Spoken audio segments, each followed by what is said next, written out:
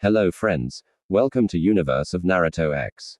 If you love Naruto what if stories and anime explanations, don't forget to subscribe to the channel.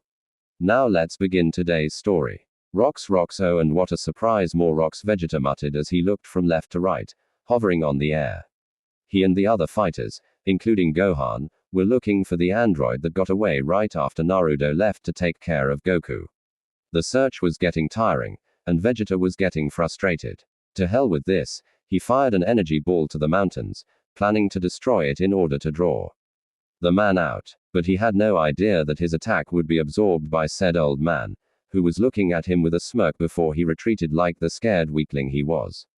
Get back here, you insufferable old man, Vegeta ordered before he followed the same path the old man took.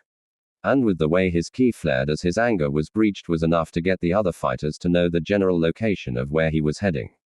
Did you feel that? Tien asked the group as they flew. Yeah.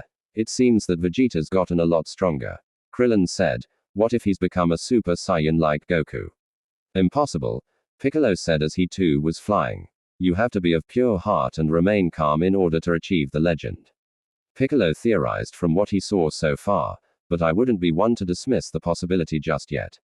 Tien said, I mean, it was a year and a half ago that we last saw him, and he could have become one within that time frame. I'm just glad that Bulma doesn't want to let him stay at her parents' house, Gohan said, worrying about his cousin's life.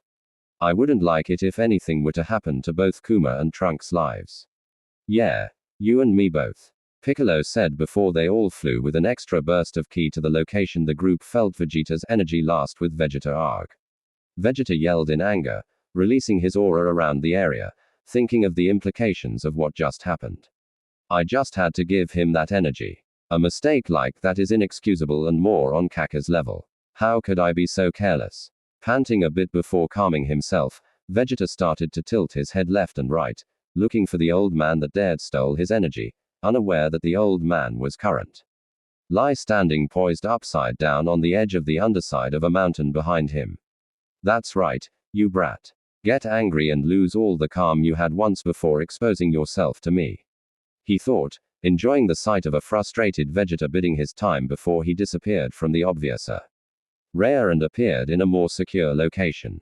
At least to him, fighting right now is a really high risk, though. That's why I need to charge my batteries before facing one such as him. Glancing a bit to the right, he saw Gohan looking for him. No, he would give away my location too easily. Glancing diagonally downwards, he saw Tien in between some narrow rocks. No, the resulting explosion will draw others to me, though I could have loved to steal some of his energy. Glancing to the left directly perpendicular from his position, he saw Piccolo, whom he thought was the strongest next to Vegeta. Perfect. He silently floated to the unsuspecting Piccolo before he rushed at the Neomchian and locked his body over Piccolo's, halting any movement and noise. One down, the old man said into Piccolo's ear as he started to drain the energy from Piccolo bit by bit, taking his time. But Piccolo had one trick up his sleeve. Gohan, can you hear me? Oh god, this feels amazing. That's not Gohan, Piccolo thought, hearing Vegeta's thoughts. First thing I'm going to do when I get home is step in front of a full-length mirror. Strip turn Super Saiyan. And Gohan. Damn, I wish I was a Saiyan. Damn it, not again. Then I could have all the stamina I need and more to take on an entire country of Slu. You heard nothing. Tien threatened as he felt Piccolo intrude in his mental defense. Damn it, Piccolo screamed, frustrated. Gohan, this old man's got me from behind. And oh my, a queer voice replied to Piccolo's plea before an annoyed voice cut him up. How do people keep coming on this line? Feeling the energy finally drain from him, Piccolo growled in frustration before his hand was becoming weak as he was hearing the old man's laughter in his ear before the old man was forcibly removed by a kick that threw his hat off his head. Gohan pant, how did you? You two were hanging in the middle of the air. Gohan blandly replied, how could I not see you? Don't you pants sass me. Piccolo warned in between pants. Look who finally installed a pair. A voice said, causing the old man to look back in fear as he heard the voice of Vegeta. And as he turned around, he cursed seeing the familiar faces of the other Z fighters that surrounded him. Well crap, The old man said, completely seeing the disadvantage he was currently in. But he had an idea. So much to choose, so little time, he said with a sigh, confusing some of the members of the group. Oh, I know. How about I fight the Neomchian first? Knowing that the Nekian wasn't in any condition to fight him, and with the energy I drained from you, I currently have as much SU. Krillin, Senzu Bean, Senzu Bean, Senzu Bean, Senzu Bean. Krillin threw the bean to Piccolo, who caught it and aided recovering the energy that was drained by the doctor before he tossed away his turban and his cape, both hitting the ground with a thud. Bring it, old man. Piccolo said, getting ready to fight. Hey, the android is mine, Neomchian. Why don't you go find your own? Vegeta shouted to the Neomchian. I just thought you wouldn't want to sully your hands on such an unworthy opponent. Piccolo calmly retorted, forcing Vegeta to think a bit. You know, the funny thing is that I know you're playing me, but you're right, Vegeta said, crossing his hands over his chest with a smirk, knowing that he had something up his sleeve. Should things go south, he's all yours. By all means, Neomchian, the old man said. I've already consumed enough energy from him to match high smack crash. The old man was sent flying to the wall behind him with a knee kick from Piccolo, who smirked at the advantage he had. Meanwhile, oh my god, Xiaosu's dead. Trunks said as he arrived at the empty scene. Z warriors fought last before moving deep into the mountains, and he really let himself go. Looking closely, he saw that the head, while it looked like Xiaosu, was fatter and had wires coming out of its neck before putty. NG2 and 2 together. That's not Xiaosu. Before he sighed in realization. Oh crap. Back to the fight minutes later. The old man charged at Piccolo with his hands stretched, but Piccolo sidestepped the charge before chopping him on the neck, sending him crashing on the mountain below them. But the old man wasn't done, as he quickly recovered. Okay. First what? Second, I did spend 3 years training with Goku. Oh. So what? The old man demanded. Are you a Super Saiyan too? Well, more of a Super Namekian, I guess, Piccolo said. Quote, so you're not a smash asterisk. The old man was sent again crashing to the ground with an elbow from Piccolo, and Vegeta just looked on confused at this. Anyone else feel like we overtrained for this? Shut up, silenced Krillin, who just obeyed the command, and the group were too distracted to see the old man try to grab Piccolo. Keyword being try, smirking down at his opponent as he held the hand of the old man. Piccolo spoke. I never understood why you even bothered installing pain receptors. Comes out as an intentional design flaw, if you ask me. Don't you dare criticize my genius like you understand the neural system. The old man growled. Pain is imperative to recognize when you are in peril. To give the human mind crunch asterisk. Contextually speaking, how are you? Piccolo asked, holding the severed hand of the old man. You limecold. The old man growled. It's going to take me at least 2 hours to program a new arm. Wait, I'm right-handed. 3 hours. He held his now stumped right hand in pain. What did I ever do to you? Pretty sure you wiped out an entire city, Piccolo drawled out. I meant recently. That was 2 hours ago. Semantics, the old man said. And just then, Trunks arrived to the scene. Sorry I'm late. The time machine is a little unprecise in terms of hours. And what the hell is that thing? Trunks finally noticed the old man. Trunks, what are you doing here?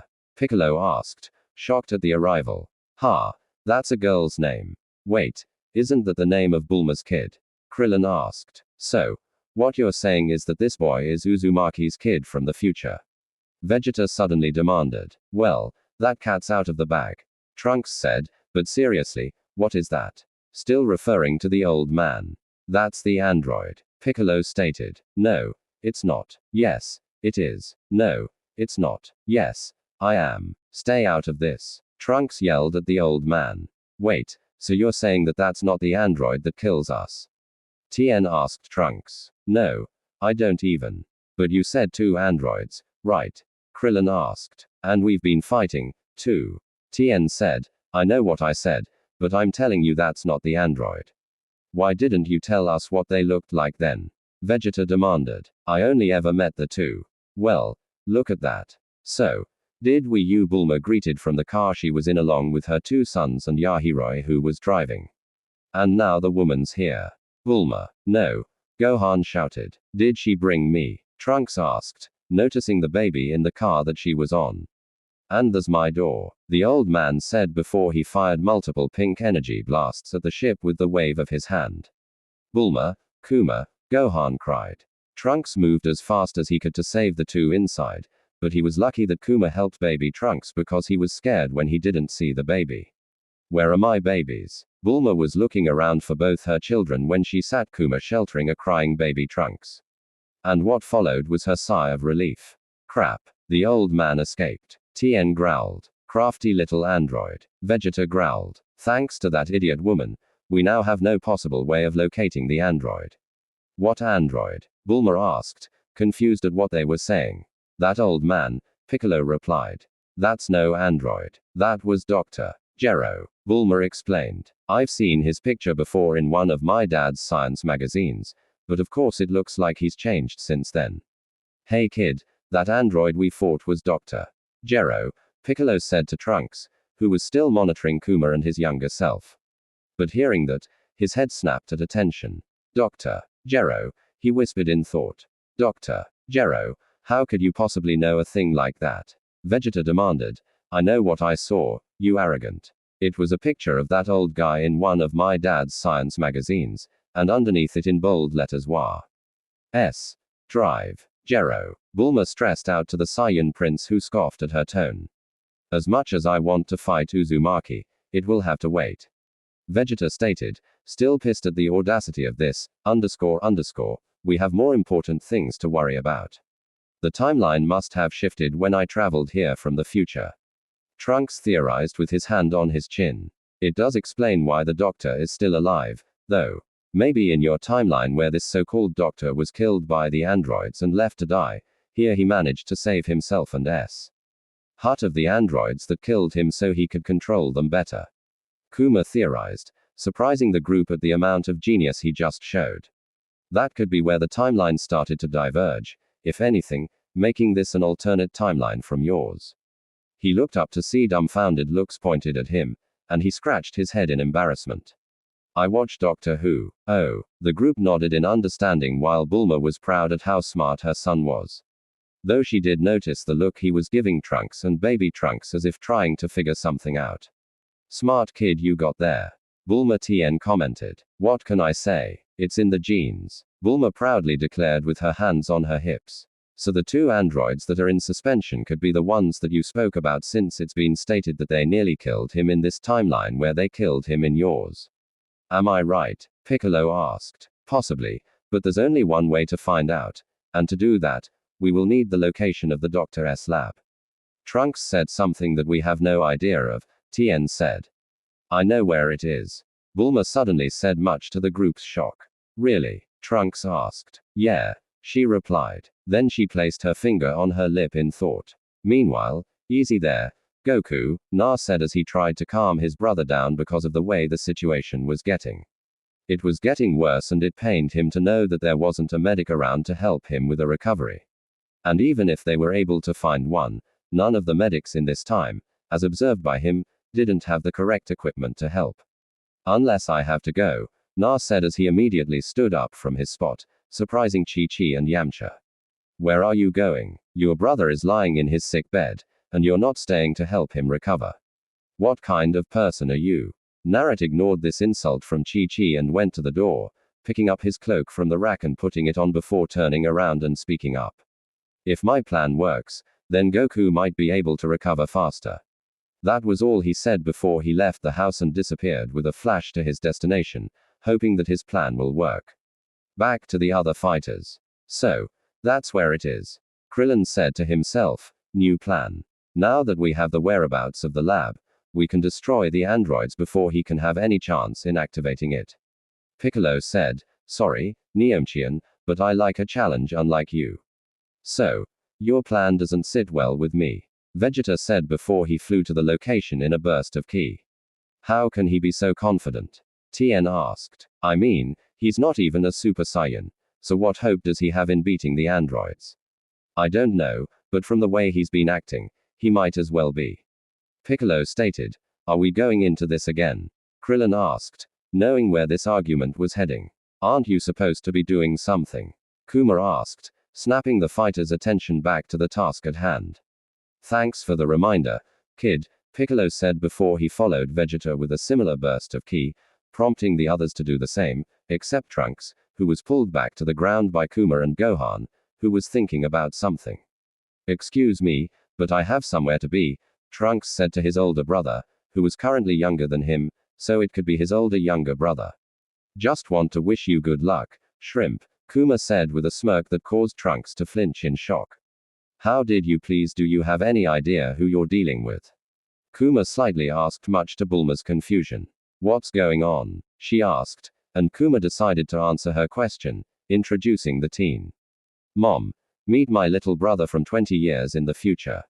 Little brother? Wait, Trunks, Bulma exclaimed in shock before turning to said teen in question and started blabbing about how handsome and strong he had gotten and so on and so forth.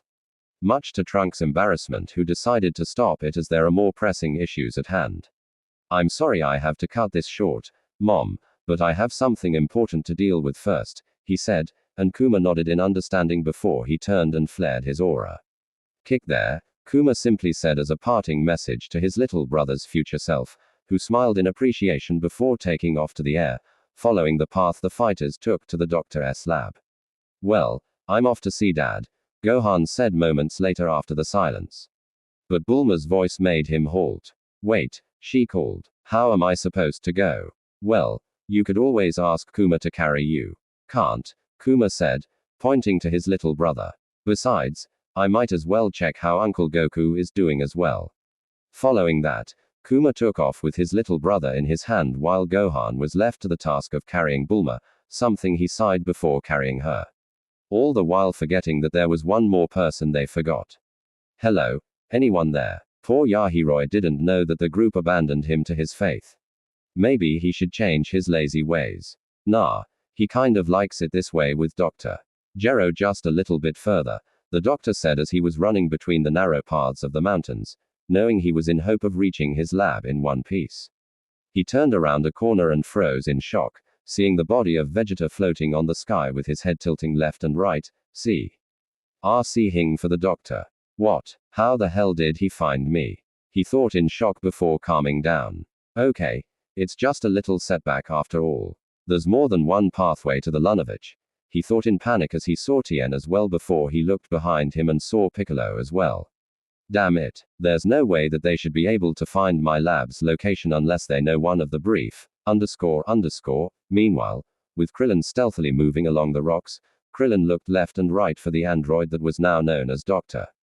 Gero. He was about to jump, but he felt his leg being grabbed before his body was forcefully slammed on the ground below him, causing him to WSE in pain before he was kneed in the gut, drawing blood from his mouth. Dr. Gero smirked in satisfaction as he saw the body of his prey twitch in pain at the damage he inflicted. I'm almost shocked at how easy you made this, but it is to be expected as I am dealing with the weakest of the group. He insulted his downed opponent before turning around and running to his lab that was around the corner. Good, I made it. Hidden with time to spare to seeing as he was the only one that was close enough to point out the location of, hey guys, I found Drive. Gero's lab, Krillin shouted, causing Gero to freeze before he snapped his head to the bald, __, how the hell did you renew bean? Krillin blandly said, those blasted beans. The doctor muttered to himself. I see. Well, could you wait outside a bit? I have something I want to show you, and I'm afraid it's at the other end of the door. Sure, I'll wait, Krillin said before humming to himself. And then moments later, his eyes widened in realization. Oh crap, it's the androids. I can't believe that actually worked, the doctor said to himself before walking to the two human-sized tubes in front of him that were labeled 17 and 18. His hand traced the tubes before he removed it with a sigh in resignation. It actually fills me with great shame that I have to resort to numbers 17 and 18. Though I hope things will actually go smoothly this time. With a hiss, the tube of 17 opened slowly, emitting smoke before it cleared, revealing a young teenage boy with black shoulder-length hair and an orange scarf on. His neck lying in the tube with his eyes closed. As they opened, you could see the deadly blue eyes that laid underneath the eyelids. But the once malicious streak that was there previously was all but lost. Walking out of his tube, The teenage android greeted in a robotic voice that lacked the feelings of a human, contradicting what he was technically. Hello, Drive. Jero. How are you today? Well, that's new. I'm just messing with you, man. The android said in his usual casual and cool voice that had the feeling that the doctor was expecting. What's up, Doc? Oh, there it is. Referring to the tone of voice the android suddenly spoke in, good morning, Android 17. Man, according to my database, it's been a while since you've last turned us off. The android said, specifically talking about him and his sister. You mean since you tried to destroy me? The old man corrected. Yeah, Doc, and I'm real broken up about that. The teen apologized. It's that every time you talk, I hear, kill me. Kill me. Something with my auditory. Think it's gone, though. Well, suppose you just needed to be turned on and off again, the doctor said to the teen with a smirk. How about that? The teen said before glancing to the pod that was labeled 18. You going to wake my sister up then? Indeed. I require both of your assistance. The doctor replied as he pressed the button on the pod labeled 18. Wow, must have got yourself in some, __, 17 sass to the doctor who growled. Indeed, the android designated as 18 was revealed to be a beautiful blonde with similar looks to her brother, only wearing a jean skirt and a sleeveless jeans jacket over a pair of leggings and a white long-sleeved striped shirt that was under a black vest. Good morning, Drive. Jero. How did it 18? We were supposed to do it together, the female android said, referring to their mimicry of answering machines before she turned to the doctor. What do you want? Well, I would like your assistance in taking care of the pests that are currently knocking down our door. The doctor said, after an incident today, I lost number 19. And wait a sec, you built another android? 18 asked with a surprised tone. Wait.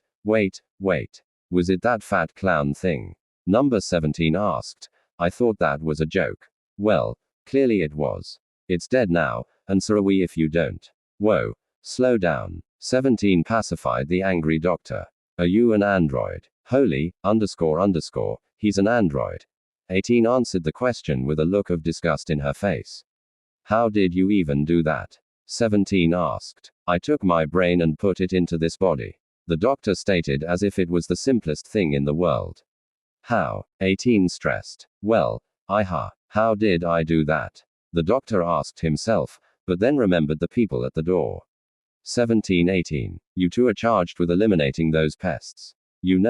I'll get right on that, but first we got to talk about these trust issues, 17 said with his eyes closed because I get this strange feeling that after we kill them, you're just going to turn us off again, and I don't even know how. Why, with this remote, of course, Drive. Jero stupidly declared, holding the remote in his good hand that was snatched by 17 really fast. Oh, you mean this remote? Well, you see, that is a decoy remote. I wouldn't show you the real thing.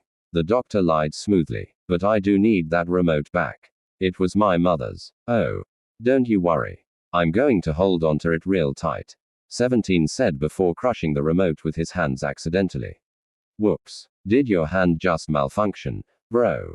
I think it did, sis. Just then, the doors were blasted inwards by a blast, and its culprit was standing with his hands stretched and smoke coming out of his gloved hand. There, now, was that so hard? Vegeta rhetorically asked the group before noticing the extra company. I take it that these two are the androids that we've heard so much about. Gosh, he's noisy. 18 said insulting Vegeta before noticing a pod. What's this? You built another android. No. Do not touch that pod. The female smirked at the way the doctor responded to this action and listened as her twin brother spoke. Wow, from the way you must be reacting, this guy must be really fun to hang out with. And according to my database, I am currently stronger than him. That's not the point, Jero growled. 16 is mentally unstable to be activated. Doing so now will only all the more reason to activate him, 17 said, and seriously, doctor, what is your definition of mentally unstable? 18 pondered. You mean unable to take orders from you? He needs to have a well-built-in processor like 19 before. 19 that was previously destroyed. 17 cut the doctor before he could go any further. Enough of this. I'm opening the pod. 18 said walking over to the switch, opening the pod, but she was held down by Jero. No, you don't, Jero shouted. I order you to smash. Did you just touch me? 18 asked as she looked at the doctor whom she just elbowed. I think it's time to permanently shut you down. I completely agree, sis, 17 said from his spot, looking at the sputtering drive. Jero, in fact, I'll get on that. What are you? Crash. The doctor looked to his back, seeing the body of 17 as his hand was pierced through the doctor's chest. What have you done? The Z warriors just watched in shock as the android stabbed the doctor through the chest before he removed the hand and gave a roundhouse kick to his head, knocking the doctor's head off his body, tumbling towards the door where the Z warriors stood. 17 walked to the head and looked at it as it was spluttering nonsense before he stepped on it with his foot, crushing it completely and finally killing the doctor before smirking and looking up at the Z warriors and noticed the purple-haired team that just landed looking at him in fear. He walked back to his sister who was standing by the pod labeled 16 seemingly waiting for him before he spoke. Open the chamber. I won't let that happen. Trunks yelled in anger and powered up to his max, indirectly turning into a Super Saiyan, much to the shock of the fighters around him. But that didn't matter to him as he charged a blast before firing a spiral blue beam into the lab, causing it to explode, forcing the fighters to duck for shelter. Looking down, Trunks hoped that his blast destroyed the androids, as that was his strongest and most intense blast. But he was shocked to see that the two survived it with the female holding the pod over her head like it was nothing.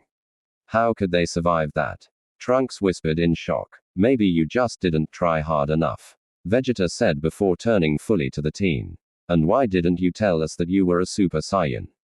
And remember, Vegeta and Trunks never revealed that they were Super Saiyans.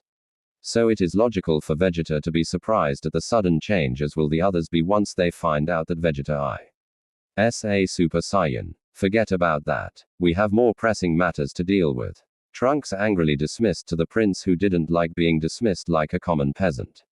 He's right, Vegeta, Piccolo said to the prince, referring to the androids still alive.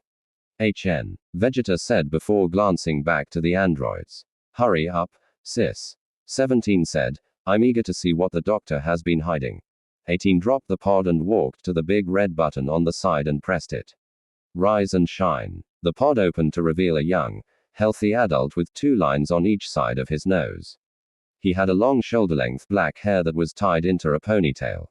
He wore a long-sleeved black muscle shirt with a V-neck and underneath it was a mesh vest. He also wore a pair of black trousers over a pair of white socks and black sandals. His eyes opened to reveal a pair of dark red eyes with a pinwheel design in the middle before it morphed into one with 3 tones over a ring before the red eyes faded and turned black. Reaching over to the edge of the pod with his hand, the new android rose up from the pod before reaching into it, revealing a black cloak with white outlines and a hood revealing the other side of the coat being colored white. He put it on over his clothes and glanced over to the fighters that were assembled on the air in front of him before glancing to 17 and 18. Holy crap, that's one Scaril-looking android. Krillin said. Dr. Jero, being alive this time, used the opportunity to create more androids. Trunks theorized, in part fear. After he calmed down, whereas in my timeline, him being dead prevented that. How can you be so calm?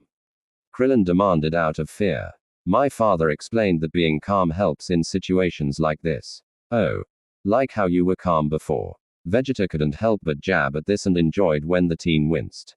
I have to apologize for my rash decision. None needed, Piccolo said. I understand where you're coming from with the androids. So tell us, how long have you been trapped in that pod? 17 asked calmly. Do you know why the doctor deemed you was mentally unfit to be activated? 18 asked while the android glanced at her direction with his black eyes before closing them, much to her frustration. Psi*16, what is your designated mission? 17 asked. To destroy Son Goku. 16 replied in a calm and collected voice, so you can talk. 17 mocked, trying to get a rise out of the android. The doctor must have programmed him to respond only to commands relating to his mission. 18 theorized. Let's bail. This place is boring. 17 said before he floated into the air with his sister and 15 following before taking off in a direction opposite. The fighters. Meanwhile, at Cam's lookout, Na stood in front of Mr. Popo with a stare. Mr. Popo just stared right back at the black-haired Saiyan with his creepy smile. Escus, silence, maggot. Mr. Popo ordered with his smile still on his face. It is time to introduce you to the pecking order. Na looked on with a growl. He didn't have time to deal with this, but unfortunately, Mr. Popo doesn't give a, __. Repeat this to me again slowly. A female voice said as she stared at the teen in front of her with an orange cloak that was familiar to her, at least the designs of the cloak and the outfit, but she wondered how he knew them. Well, Sununit, the male known as Naruto Uzumaki, spoke to the 30-year-old woman in front of her. You are currently alive by wish on a set of 7 orange balls. But that isn't the only thing I wished for. As a second and third part of the first wish, I asked your age be restored to its prime and you having the ability to conjure any medical items you need out of the base of your head.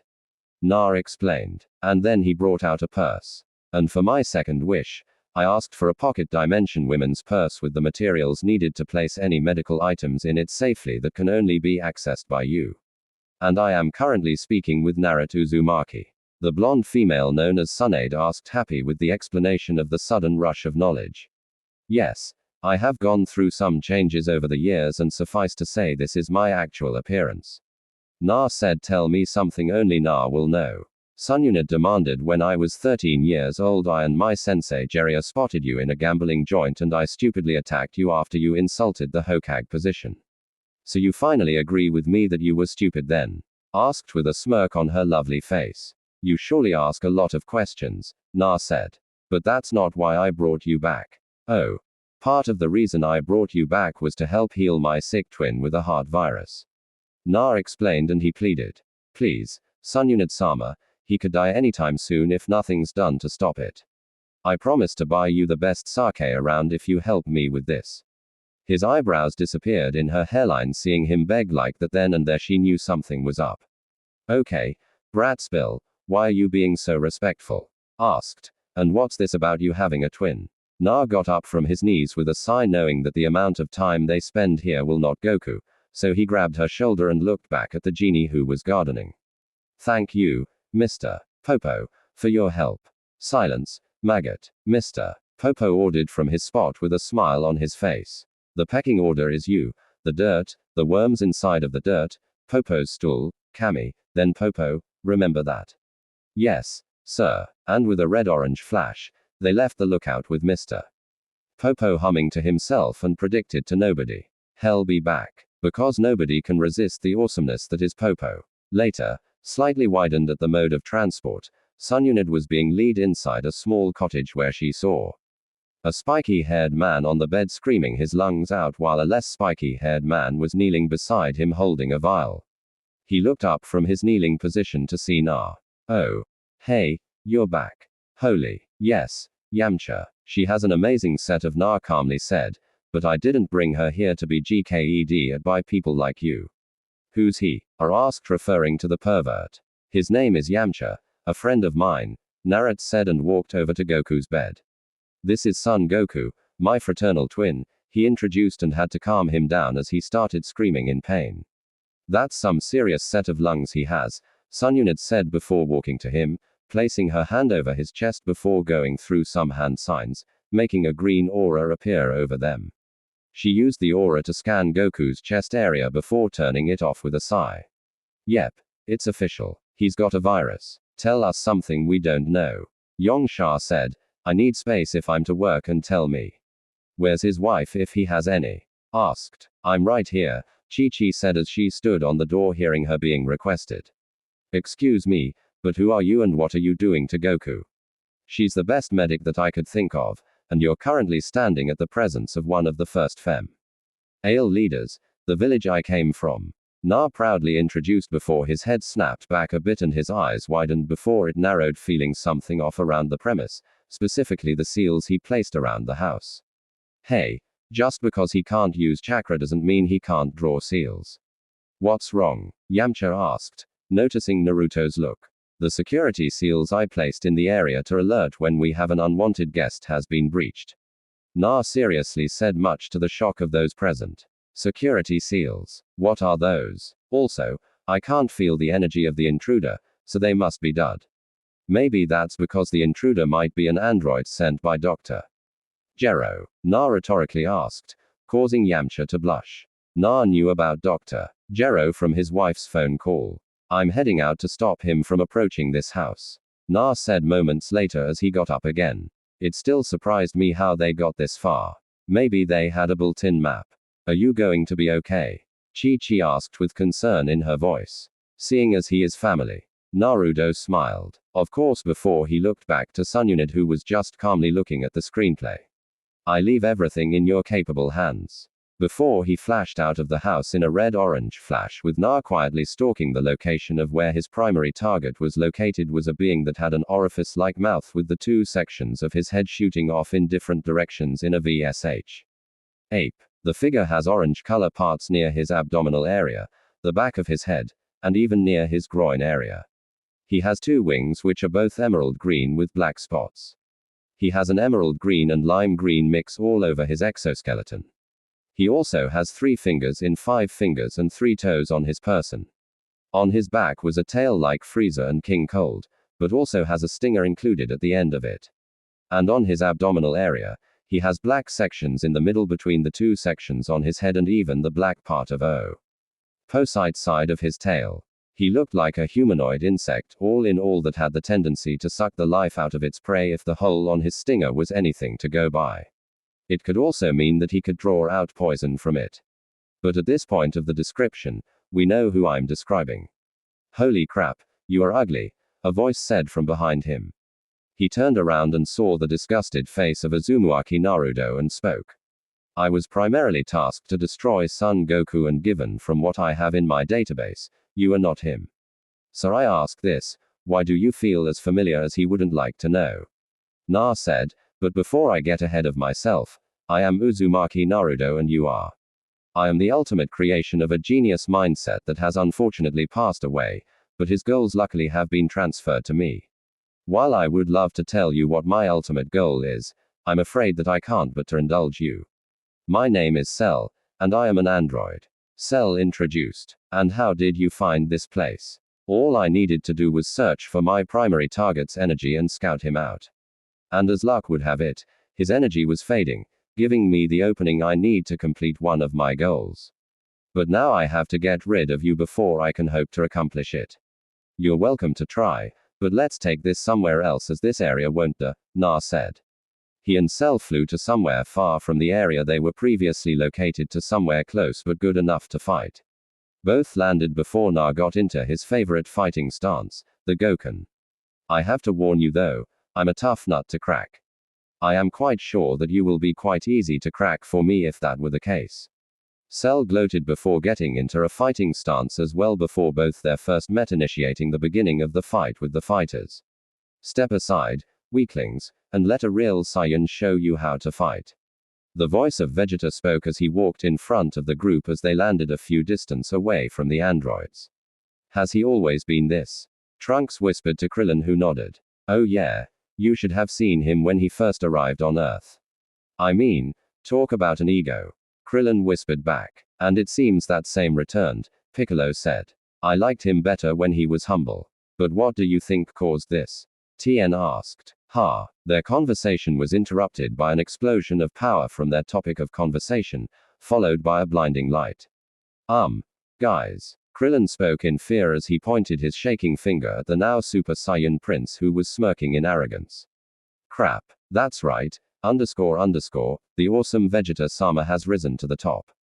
And no one, not even Kakarot or his pathetic twin, can catch up to me now because I am a Super Saiyan. Vegeta gloated. Groan. Before you forget, Vegeta, there are 3 Super Saiyans that could easily wipe you out if they work together, so don't get your hopes up yet. Piccolo said to the prince that shut him up, causing the androids laugh. Well, 17 and 18. And Vegeta to growl. Shut up, Namek. Vegeta shouted to Piccolo before turning to the androids. Now, which one of you walking trash cans wants to have a taste of the awesome Vegeta-sama? I'm going to enjoy shutting up your arrogant mouth, 18 said as she walked forward with a bored look on her face. So, ladies first, Vegeta taunted before he got into his ready position. I have to warn you. I'm not afraid to hit a woman. That's fine. Neither am I, 18 retorted before she appeared in front of the Saiyan's face with her fist drawn back before she threw it at him, only for him to move to the right side, stepping the punch before grabbing her hand and throwing her against the wall beside them. 18's back hit the wall, causing it to crack before she flew in front of Vegeta, who punched her on the face, making her tumble backwards on the air as the hit connect. She controlled her tumbling, coming to a halt on the air, flicking her hair behind her hair, much to Vegeta's amusement. Ha! First blood. Better give up and get back here. Vegeta roared as he chased the retreating form of the female android to a busy highway where they both landed on the back of a moving truck. The remaining fighters followed Vegeta and 18's trail and saw the standoff that the two were having on the T. Ruck. What's wrong? Battery's getting low. Vegeta taunted, hoping to get a rise out of the female. But much to his disappointment, she stayed silent. Something he took as a cue to attack. So, he jumped towards her and started attacking her with a series of punches and kicks that she either avoided or blocked. However, Vegeta saw an opening and kicked her off the truck, forcing her to crash onto the incoming vehicle, much to the driver's shock. And because of the sudden blindness, the driver crashed his car into the wall beside him, causing it to explode. However, 18 was able to avoid said explosion. Even if she didn't, the explosion wouldn't cause her any harm. As she landed on the ground, Vegeta appeared and tried to strike her, but she avoided his strike, moving away from him, prompting Vegeta to follow in order to avoid the incoming car. 18 landed on another moving vehicle, watching as she was gaining distance on the annoyed Vegeta, who had enough and flew to her, punching the spot she was just in, much to his great annoyance and anger. He looked up to see her laughing at him as she was floating away and growled, "I will kill as many people as I have to as long as you are one of them." "Oh hey 18, you're back." 17 greeted his sister as she landed at the area that the fight started from. "Shut up," 18 said to her brother, and saw that Vegeta arrived as he just landed in front of her with his hair still taking that upper Saiyan shape. "So android, are you done running?" Vegeta asked. "I don't know. Is your mouth? Oh haha, you're clever. But wait, I have a retort." Vegeta stood straight and stretched his hand, facing his palm towards the female, charging his aura as he prepared his attack. And just as a truck turned into the direction to stop behind them, Vegeta fired at it, causing an explosion that didn't do much damage to the female who landed beside him, showing that she avoided the attack. "Be honest, is this just a short guy thing?" 18 asked Vegeta, who turned and saw that she was behind him. "You talk a lot of for a washing machine. And no, I'm not just saying that because you're an android." Vegeta retorted, "I'm saying that because you're a womb bam." Vegeta didn't get to finish his tirade because he was headbutted on the forehead by said woman he was insulting, causing him to stumble back a bit in shock and pain, and growled, "You know what? Just for that I'm not going to take it easy on you anymore." Smash ***. Vegeta was slapped after his gut was punched quite easily to the wall beside him, and it was done effortlessly by the female android, who just kept on looking bored at how easy it was to get a rise out of the Saiyan. "Vegeta, are you in there?" Trunks asked as he and the other fighters landed behind the female. "Did anyone get the number of the that hit me?" Vegeta called out from the tunnel he was in. 18 replied, finding it how amusing this whole situation was. "Thank you, Vegeta. Oh, thank God you're still alive. We have to get out of here now," Trunks frantically said to the prince, who scoffed as he got back his bearings. "Are you kidding?" Vegeta rhetorically asked. "I have her right where I want her. Do you live in your own little world?" Trunks suddenly asked as he was surprised at how annoying the Saiyan prince was being. "Yes, but unfortunately, I have to share it with all of you." "Actually, Vegeta, you don't have to share at all," 17 said from his spot as he walked to the fighters that just landed. "If they move a muscle to help you, I will personally introduce them to the ground." "Please shut up," Vegeta roared, not liking when he was being interrupted. "Now that we can get back to the fight, I can finally get back to completely disassembling you, you smug, Silence. Sigh. Yep. 18 sighed as she pushed away a strand of hair from her head. She moved to punch Vegeta, sending him tumbling backwards on the air before he controlled his fall and flew towards the android like a spear, hitting her stomach before moving behind her and gave her a dropkick, sending her to the ground. Vegeta then aimed his palm at the downed female as she was getting up and fired a beam at her. 18 just stood and took the hit, but after the resulting explosion died down, she noticed that her clothes were ruined. Vegeta flew and landed in front of her and laughed at her state of dress and insulted. "Does that ruffle you, android? Well, you've managed to destroy my favorite only jacket and ruined my leggings," 18 said as she took off the blue jacket. "But that was only a taste of my power," Vegeta gloated. "Prepare to feel the rest of my Super Saiyan wrath." As he said that, he jumped on her and started to hit her with a series of punches and kicks that looked like she was being forced on the defensive. But to the more trained eye, they knew what was going on. "No, Vegeta looks like he can't go on," Piccolo thought as he saw that Vegeta's attack was getting weaker and weaker, but the android was still standing strong and calm, making the Saiyan Prince feel even more rage. "Vegeta looks like he could win this," Krillin said to the group. But Piccolo disagreed. "No, you don't understand," Piccolo said. "Every hit Vegeta gives takes a toll on him, and because of that, he's wasting energy that will eventually give her the opening she needs to end it. Because as an android, she doesn't need to waste any energy." Tien completed for Piccolo while Trunks was having flashbacks of his own past where androids took over everything and killed almost everyone he knew, something he promised that he was going to prevent here. Meanwhile, Vegeta was starting to feel tired, and the android noticed this, making her smirk as she caught his two hands and gave him a kick to the face, followed by a punch to the gut, making him spit blood on the ground. But she didn't stop there as she gave him a roundhouse kick to the head, sending him screaming to the rock that was standing. "How quickly bravado walks out when you're on your 18, said as she calmly walked to the downed prince. Vegeta growled at the taunting he was receiving from the female and got up, ignoring the pain he was feeling. And as he tried to move and attack her, she sidestepped and gave him a roundhouse kick to the side that dislocated his left arm, painfully causing him to scream in even more pain. And it was at this that something inside Trunks snapped. No, he turned Super Saiyan and rushed to the female with his sword drawn, hoping to end this before it got out of hand. But 17 saw this and appeared in his front, giving him a dropkick to the ground, causing the remaining Z fighters to rush in to assist their comrade. With Na, purple eyes widened as he felt his insides stretch backwards from the hard punch his opponent gave him. Na ignored this look and twisted his arm that stretched the back of his opponent. You could see how far it stretched as it looked like he wore a glove made of his opponent's skin before his opponent was sent tumbling to the formation behind him and away from Goku's house. Na remained suspended on the air as he saw his opponent get up from the crash and fly towards him with a growl and tried to punch him. But Na sidestepped the punch and grabbed his tail before flinging it to the ground with a throw. He flew after his opponent with a spiral blue energy ball of ki forming on his hand before he punched it on the downed body of Cell, causing an explosion around them. As the dome of light died down, Naruto jumped back and saw the body of his opponent wasn't there. But the blood was, so he closed his eyes and used the tracker function on the seals he placed around the perimeter of Goku's house. Think of a radar that has similar functions with Naruto's mind as the tracking beacon. He elbowed a body that suddenly appeared behind him before turning and placing his palm on it, charging up his energy.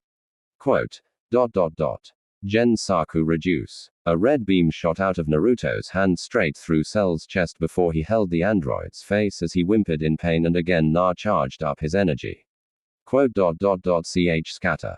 Cell's body glowed yellow before it scattered into tiny pieces, instantly killing him. Na closed his eyes as he hated using this move that he developed where he will have to invade a person's Kai network through his brain, causing it to explode depending on the amount of power he put. The one drawback is you have to concentrate very well in order to add the amount you want. If not, you end up destroying your arm. As he finished with his thoughts, he flew to Goku's house hoping to continue helping his brother heal, and was sort of disappointed with how this fight was. He didn't even have to go Super Saiyan. But unknown to him, a piece of Cell remained intact and left the area in fear before Naruto could detect him, giving him time to recover. And luckily for him, his enemies couldn't sense the power levels of an android. Later, how's Goku? Na asked as he walked in through the front door, seeing Sununid's hands over his brother's chest with a blue hue surrounding it. And by the way, his breathing stable, he hoped that his brother's life was getting better. Better. I managed to recreate a new set of the arteries out of the previous that were destroyed by the virus. So that his heart will start functioning properly. Though the process is slow, he should be able to recover very soon. Explained. Whatever that antidote was, it really helped in the process. Sigh. Thank goodness. Chi-Chi sighed in relief before brightening up. I have to start preparing a big meal because if I know Goku, he will be starving once he wakes up. But as she left for the door to the kitchen, she looked back to Sununid who was working with sweat on her forehead. Do you want me to make anything for you? Nah. Sake's good. Dismissed. But the brat over there has that handled. Thank you so much for your help. Chi-Chi thanked the medic as she was leaving the room to head to the kitchen. Time to see how the others are doing, Naruto said to himself before he sat on the floor at the end of Goku's bed in a meditative pose before he closed his eyes, scoping the familiar energy of the other fighters as he remained still for a couple of minutes. Yongsha watched Na as he was sitting down and jumped in surprise as he saw Na suddenly snap open his eyes before gaining a serious look on his face. As he calmed down, he asked, "What happened?" Their energy is low, and if nothing's done, it could be completely lost. Na said before he got up. What are you going to do? Help, Na said before he left in his trademark flash, knowing that Goku will recover soon, so he didn't have to worry Abu. Him for now. With the others. Krillin watched in terror as 18 and 17 were easily beating up the other fighters below him and brutally, and he had to WSE as he was sure he heard Vegeta's bone crack from the pressure of her foot as she stepped on him, signifying on how powerful she really was. Looking to the side, he saw 16 holding out his hand, a bird to land on it. And he was sure he saw 16 glance at him with a smile before concentrating back on the birds, but that wasn't his main focus. No. His main focus was at the fight below him. What am I going to do? He thought in panic to himself as he was stumbling back in fear, which would have lasted had he not seen the red-orange flash that suddenly appeared. Wait, that flash. Nah. Krillin's shout of excitement distracted the twin androids from their work, and they looked to the bald M. And before looking up to see a black spiky-haired man with a cloak looking down on them with a strange look. They saw his eyes glance around before they rested on the purple-haired boy. Trunks. He thought in panic before landing next to him, kneeling down as he tried to shake his son awake. Trunks, are you okay? He asked softly, and the grunt was all he needed for confirmation before he picked up Trunks and took him to Krillin and landed him next to the bald man who fell on his. Do you have a senzu bean? He calmly asked Krillin with his tone of voice, betraying the anger he felt right now. Krillin nodded in confirmation before bringing out the bag. Something that Naruto smiled at before he placed Trunks in front of Krillin and ordered, "Take care of him." Before he floated down to where the androids were standing looking at the scene with amusement. Look 18, another one. 17 said to his sister, who just tiredly shook her head. Facing Vegeta took a lot out of me. She said, why don't you handle him? Before we begin the eventual fight, I have a question to ask. Na stated. Oh. Which one of you did that to the teen on the ground over there? I believe that would be me. 17 said with a proud look on his face, something that Na smiled at, confusing him a bit. Good. 17's back hunched as Na drove his knee through the stomach of the android, causing 17 to spit out blood as his eyes widened in pain before he was sent flying to the ground, crashing into it. Naruto glanced at 18, who was frozen from shock before he brought his palm to his chest area, facing it upwards, and made a cupping motion before flattening it, creating a spiral blue energy ball of ki. He raised it over his head, charging up his energy, increasing the size of the ball, but not by much because of the downed fighters around, and he threw the ball at the area he knew the android was. 17-18 screamed as the attack connected, resulting in a blinding light, but as the light died down, 1-6 was standing in front of the android, with the arm of golden spectral energy warrior around him that had a shield. Naruto knew that technique very well. Susanoo, he said, and then got a good look at the android that was in a cloak. His eyes widened in recognition. Takeha 16's eyes flashed a bit before they turned to normal. I am designated as Android 16 and I cannot in good conscience let you destroy 17 or 18 as they are my comrades. Then I am afraid that we are at an impasse as I too need to protect my comrades. Na said to the male android who just remained silent and looked at him. How do you suggest we tackle it? You leave right now and I promise not to attack you. Na said, and 16 nodded in agreement before he picked up his comrade after the shield disappeared. But Na wasn't done, and don't let me see you anywhere near Goku or his house or you all will regret the day you were created. 16 nodded and looked at 18, who was still shaken from fear at how easily her brother was beaten. And if he could do that, what chance did she have? 18. We leave right now, 16 said, snapping her out of her thoughts, and looked to him as he picked up her knocked out brother before taking off in the air. In a direction opposite Naruto, 18 looked back at Na, curious as to who he is before a glare from him sent her after her comrade and her brother. That was amazing, Dad. Trunks said as he watched his father land beside him after scaring off the androids within with a display like that.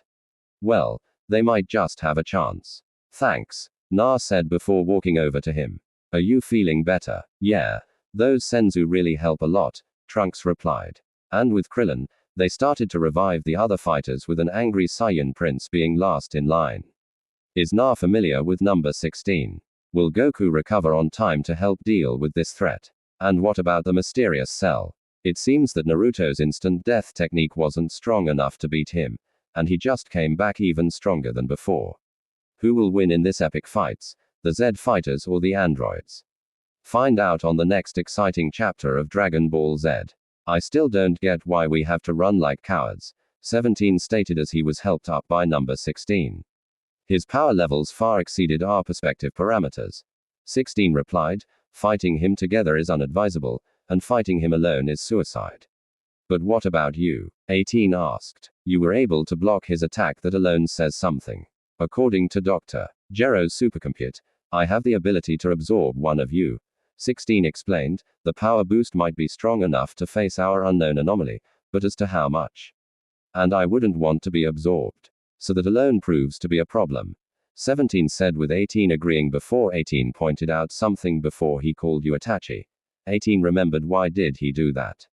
Perhaps I remind him of someone from his past. 16 shrugged, though deep in his subconscious and something that was unaware to him. A small memory block was released. I am surprised that he was able to inflict such amount damage on me. 17 said, wincing as he still remembered the punch he received. Who was that guy? 18 was just worried at how this will affect her brother's personality with how he was easily handled. Even she had a small fear of the man, but she had to admit she found his dominating personality quite attractive, and the intensity of his gaze when he looked at her made some of our processes burn a bit. I don't know, but I hope we see less of him. 18 stated in what was the most convincing lie she could come up with. And she thanked her brother's gullibility because he easily fell for it. But as she looked closer to her brother, she noticed that he was still upset with the situation, and she decided, hey, cheer up 17. I'm sure it was just a fluke, she said. And seeing that it was working, she just continued. Why don't we have a little fun? I'm sure that will cheer you up, and when you face him again, you will definitely win. Yeah, you're right, 17 said, convincing himself more than his sister. It was probably just a fluke that he beat me because no one's supposed to be stronger than us despite 16's vals. Readings. But you know what? Why don't we have a little fun while we chase after our target? That's the android we all know and love, 18 commented, silencing 16 with a glare. Now come on. I know I saw a highway somewhere around here. With that, the three flew away with 18, just hoping that her brother could keep his cheerful and confident mood. She didn't care if she'll find that man again, because when she does, there will be hell to pay and it won't be pretty, and maybe she could have some personal fun with him, but she didn't and to admit that out loud. Meanwhile, back at the area the fighters fought, Na thought back to how Vegeta sounded when he found out that he, Na, took out the android with one hit while he, Vegeta, was outclassed. His reason being that since they were both Super Saiyans, they should have roughly had the same level of strength. PF. Yeah, right, he mumbled to himself and remembered as he easily dismissed the prince before said prince got pissed and left the area, knowing that if he were to fight, he would lose easily because his opponent was easily able to beat what he couldn't. Something that hurt his pride, and to Na, He saw this as a good thing as it served as quite an eye-opener for Vegeta, who has been getting full of himself lately. Another thing that bothered the Super Saiyan was the appearance of an old and powerful foe that goes by the name Itachi, who now seemingly is an android with the model number 16. Naruto had no idea what happened to Itachi after the war. He along with Sasuke disappeared, though the later after the former. One thing he was confused with though, did they die? Did they survive? Did they remain in a suspended animation of some form? Too many probabilities. And he was to wonder where Gero got the DNA to recreate Itachi, as he was sure that it would be difficult to find it. Though he could have used a bone sample, but how did he know which person to revive? So many unknowns, Naruto said to himself before he heard some shouting and turned just in time to see Piccolo fire a ki blast to the ground before he used the distraction to fly off in the direction of the lookout to do who knows what. He turned to Krillin and asked, "What's got his panties in a bunch?" "Well, he's just got some personal issues to deal with. Either that or he's secretly a on her period." Krillin thought the last part out loud. Quote. "Yeah. I'm going to ignore you. Just said that." Naruto said to Krillin, who shrugged and replied, "I'm still keeping my beliefs." He then looked towards the direction Piccolo flew. Anyone else notice how he flew in the direction of the lookout? What would he want there? Tien asked. "I don't know. Maybe to meet Kami." "Why would he want to do that?" Tien pressed. Krillin placed his finger on his lip in thought. "I think I remember Master Roshi saying that Piccolo and Kami shared a deep level of intimacy in the past." Krillin remembered maybe he's going back to get a repeat of what he missed. Gross. Innuendo aside, Naruto drawled. "I need to get back to Goku to see how he's doing." "Well, join you," Trunks said, pointing to himself, Krillin, and Yamcha. And with a nod, all of them flew to Goku's house. With Piccolo growled as he stared into the smiling face of Mr. Popo, who was expecting his arrival. "What's wrong, Mr. Popo started. "Couldn't handle something on your own, so you decide to come crying to Daddy. I am here to see." "Silence, maggot," Popo ordered with a straight face. "That's enough, Mr. Popo," Kami said as he walked in front of his friend. "I know what Piccolo is here for." "Good," Piccolo said. "I don't have to explain then, but just one thing, old man. If we fuse, my personality will still remain dormant, right?" "Yes." Kami nodded before speaking to Popo. "Do not fret, Popo, for I am not completely gone. Just think of me taking a new SK. Whatever," Popo easily dismissed with a wave, going back to his gardening, much to Cam's disappointment. "Let's get this over with, old man," Piccolo said as he moved to place his palm on the old man's chest. Waiting patiently for Kami to make his move. Sigh. "All right," Kami said. "But be warned, there are far worse things than the two androids that are lurking beneath the shadows." Quote. "WAA," Kami screamed and charged up his aura the moment Piccolo was about to ask the question before he felt himself fade into Piccolo while said Nekian stood and watched in wonder as he felt the power increase in him bit by bit before they all were blinded by a blinding light. When the light died down, Piccolo's aura was fluctuating as you could hear the crackle of lightning in the background. Piccolo himself looked in wonder as he felt the power he possessed. He felt like he could destroy both androids and more.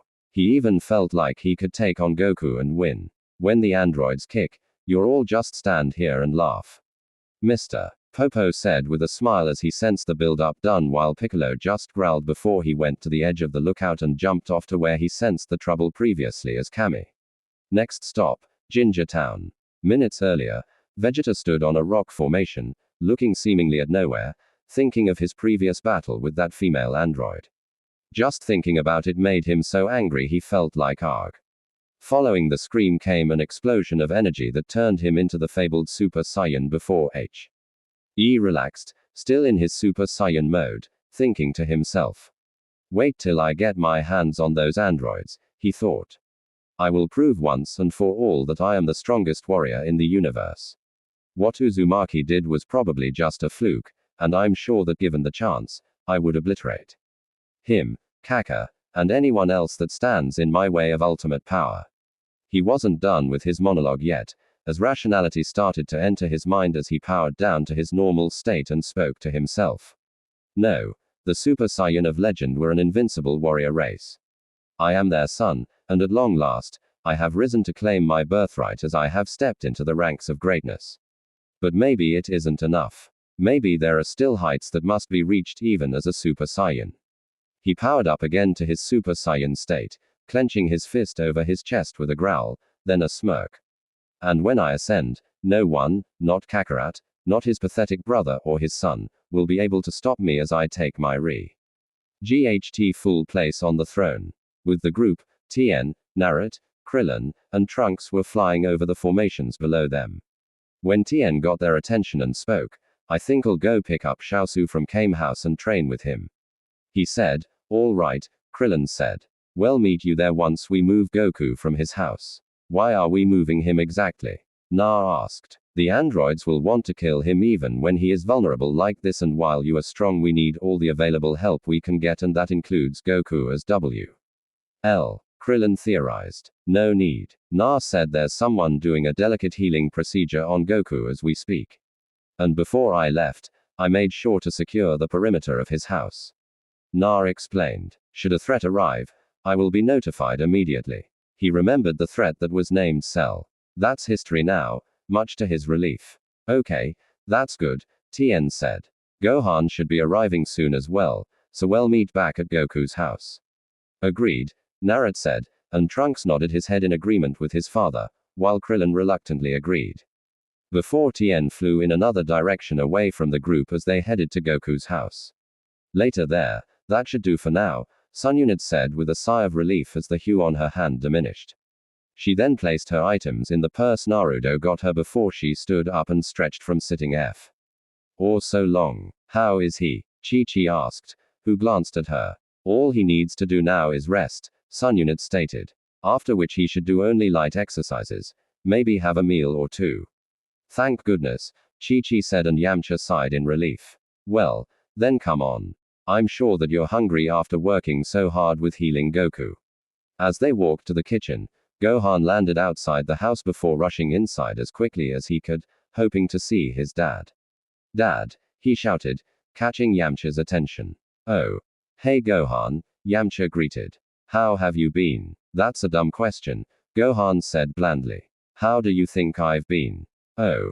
Right about Goku, Yamcha sheepishly said as he realized his mistake. But you don't have to worry about that anymore since all Goku has to do is rest. Why do you say that? Did something happen? Oh. Hey, Yamcha. Naruto said as he walked into the house with Trunks and Krillin behind him. I see done. Yep, Yamcha cheerfully said. She said all he needs to do now is rest, and once he does wake up, he should do only light exercises. What are you guys talking about? Gohan asked. Who's and what happened to Dad? That will be me, brat. A voice said from the doorway of the kitchen, and Krillin, Trunks and Gohan saw a lovely blonde female with huge knockers standing on the door. Sun Yunit has on what she wore during her reign as Hokage. Holy, __, those are huge. Krillin exclaimed, much to the shock of those in the room. Krillin ... Sorry, walked to him and bent down, exposing quite some cleavage to Krillin's face as she looked at him before she looked at Naruto with a raised eyebrow. Naruto's careless shrug was all the confirmation she needed before she flicked Krillin's forehead lightly, sending him crashing outside straight through the wall of the house, and the people of the house except Naruto looked at Sun Yunit with surprise and slight fear. Anyone else want to make a remark about my chest? She asked with a threatening tone, and the shaking of the surrounding heads was what she needed before she flicked her hair behind her ear and walked into the kitchen. Who was that? Gohan asked after she left. If she could do that with just a flick, I wonder what she could do with an entire punch. Yamcha said with a grimace at the image that was brought up. That was Senu, a medic with amazing skills that I called back with the help of the Dragon Balls. Na explained to Gohan. So, you know her. She was sort of like an adoptive grandmother to me when we were back at our home village, and she was one of, if not the most powerful female I know. Whistle. That's some backstory, Yamcha said. And with proof, too. Yeah, well, with her here, Goku's recovery time will be much faster. That's for sure, Na said to the group, something that calmed them down before Chi-Chi came and fussed over her son that just arrived.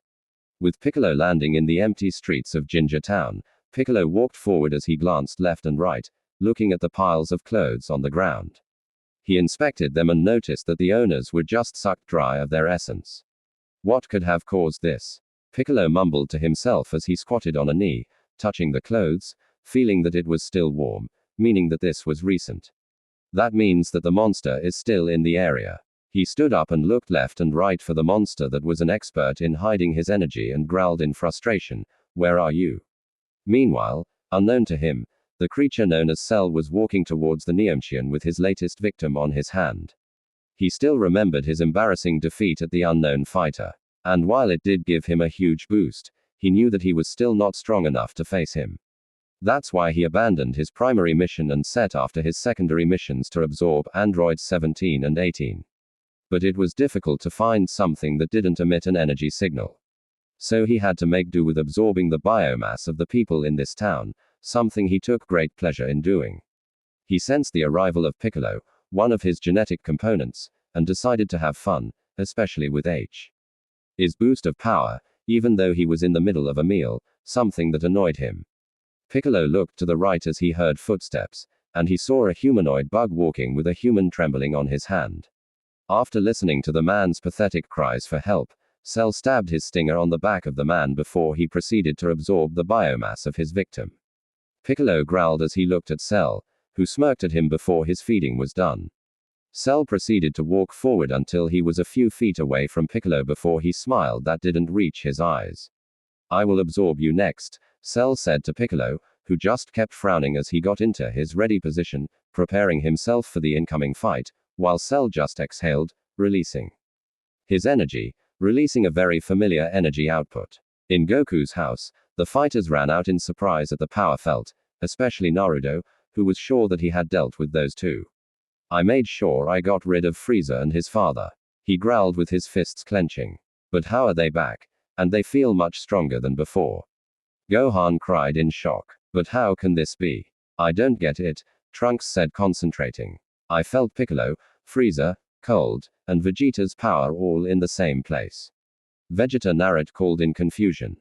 "Yes, I was right. I knew that his energy was among them as well," Gohan said in afterthought. "It feels like their energies are radiating from a single point." Trunks concluded something that Naruto thought to as well as the others. "Yeah, I'm sensing them too," Yongshar exclaimed in shock, fearing for his life and his friends. "It feels like it's coming from Ginger Town." As that Naruto whispered in shock before he flew to the window where Goku was still on his bed. "But if he's here, then who's that with?" "Piccolo, now tell me what kind of creature you are," Piccolo demanded. "The last time I did that, it did no good," Cell said to Piccolo. "This time though, it'll be different. I'll try not to make a habit of talking to my food. I'm not going to repeat myself," Piccolo growled. "Really?" Piccolo tsk before he chuckled with a smirk on his face, folding his arms over his chest. "I technically like to know who I'm defeating, but I guess for you I'll make an exception." Gasp. "The terrible Piccolo intends to kill me," Cell exclaimed in false shock before chuckling and settling in the horse stance. "I don't know how or where you encountered the name of Piccolo, but boom. The ground below Piccolo was destroyed, creating a large pothole following his release of energy th. It had the effect of pushing Cell backwards before finally releasing the energy he gathered, causing a dome of light to cover him and the entire city, much to the shock of Cell, who growled at this before smirking, looking at the way Piccolo's body was reacting to the energy he released and listened. As Piccolo finished his sentence. "Unfortunately for you, I'm not him." "What?" Cell exclaimed in shock as he heard that sentence and saw that Piccolo was still gathering his energy. "You are not him," he growled before getting into his ready stance, crouch and smirking. "If you're not Piccolo, then who are you? Wouldn't you like to know?" Meanwhile, with Na. "Aha, yeah, all right, love you too, babe." Na spoke to the other end of the phone before looking at Trunks with an eyebrow raised. "Trunks, your mother said that she just received a call from someone who wanted to learn how to ride your old time machine that looks really abandoned." "But that can't be right," Trunks said as he pulled out the case where he keeps his capsules and opened it, revealing the capsule for the time machine. "In there, look, this here is the capsule for my time machine. She did say that it does look like it's been sitting there for a while and it looks completely overgrown with moss." Na continued, "What could she be talking about?" Guess the only way to find out will be to go to wherever Mom is and find out. Trunks said. Na nodded before he looked to the rest of the group. I'm going to see Bulma with Trunks to get this situation settled. He then walked before he placed his hand on Trunks' shoulder. Call me when Goku wakes up. And with that, Na and Trunks disappeared in Naruto's trademark flash, leaving the others to wonder what was going on. With Piccolo recovering from the shock Piccolo received as he just felt the power released from Cell. All positive thoughts have been squashed when Cell flew backwards and placed his index and middle finger. No, not that move on his forehead, charging his energy into a familiar attack that Piccolo knew. Special beam cannon fire. He fired the spear-like beam at Piccolo, who just easily deflected it like it was nothing. And before he could ponder on how the beast knew his attack, he ducked under a flying punch thrown by the android. Piccolo then maneuvered his way to appearing behind Cell before he followed up with a spinning kick that landed on Cell's back, sending the android flying forward. As Cell recovered, he sidestepped a kick that was sent his way by Piccolo before he jumped backwards, creating space between them. But Piccolo wasn't going to let that happen, so he flew after the android before appearing at his back and kicking him again. But Cell blocked it and followed with a series of his own punch towards the Nekian, who proceeded to block all of them. Finding an opening, Piccolo knees Cell to the gut, sending the android flying downwards to the earth. They were flying as the combo attacks started and appeared on the area he was going to land, ready to attack Cell as he was sailing towards him. But unfortunately, Cell stopped on the air before he disappeared and appeared a few feet away from Piccolo. Not being deterred in the slightest, Piccolo appeared in the android's back again, giving him a roundhouse kick that connected, sending Cell flying forward into the demolished building in front of him, making the Namek smirk as the building came crashing down on Cell. Cell got out from the wreckage and stood in front of the smirking Nekian, watching as a brief spark of lightning appeared around him and listened as Piccolo started to speak. Is that the best you got? Piccolo asked. My senses told me you were much bigger deal than this. You holding back or something? You are a formidable opponent. Never mind how easy it will be for me to crush you, Cell responded with a smirk. But it's a shame since I cannot perfect my form yet. What? Piccolo demanded. Is that the reason you wiped out all the people in Ginger Town? Yes. I take their bioenergy for my own, Cell confirmed. Piccolo growled out the next question. Whose idea was it to send a monster like you back in time in the first place? Cell was honestly surprised that Piccolo found that bit of info out on his own, so he indulged the Namek. I am the one who sent me back. Cell spoke. That puny time machine was too small for this body, so I was forced to revert back to my egg form in order to travel. Cell smirked. I find it surprising you were able to deduce how I was able to arrive here so easily. And with that said, I am sure that you don't know about this. Taking another familiar stance to Piccolo, Cell started charging up his energy that also felt familiar to Piccolo. That stance, Piccolo whispered, came. Cell started to chant, Ha, me. A small blue orb appeared over Cell's cupped hands as he was still charging up the energy. Ha. Piccolo was stunned as he saw the attack fire from Cell's hands and was nearly hit if he didn't snap out of his shock and avoid it together, forcing the attack to hit the area he was standing on, causing the entire area to explode. Cell appeared behind Piccolo and locked his body from the Namek's back with a smirk and brought out his tail. Damn it. Twice in one day. And now the feast, Cell said. Then he proceeded to use his stinger to stab Piccolo's arm, causing the Namek to scream in pain, something that caused pleasure within the android. Piccolo continued to scream as his left hand was being drained of all the life there before he used the back of his head to head, but Cell on his nose, causing the draining to be interrupted. Piccolo then created some space between him and Cell, silently gathering all the energy he needed to regenerate. Ate his arm while he spoke to Cell, hoping to bid his time. Can't seem to keep my balance in a battle stance. Not after what you just did to me. Piccolo started. I now know that I don't have a chance in hell of beating you. Cell smirked at Piccolo's false unknown to him admittance and spoke. You know that your fate is sealed, but I can offer you some conversation. He said, so full of power and bio-strength that absorbing you will bring me so close to my perfect form that it will practically fuel my evolution. Before you add me to your collection, Piccolo spoke. You can at least tell me what sort of abomination you are. Oh. Very well. I will tell you before I feed. Cell said to Piccolo, I am Cell and I am an android. What? And remember, Piccolo didn't know this information.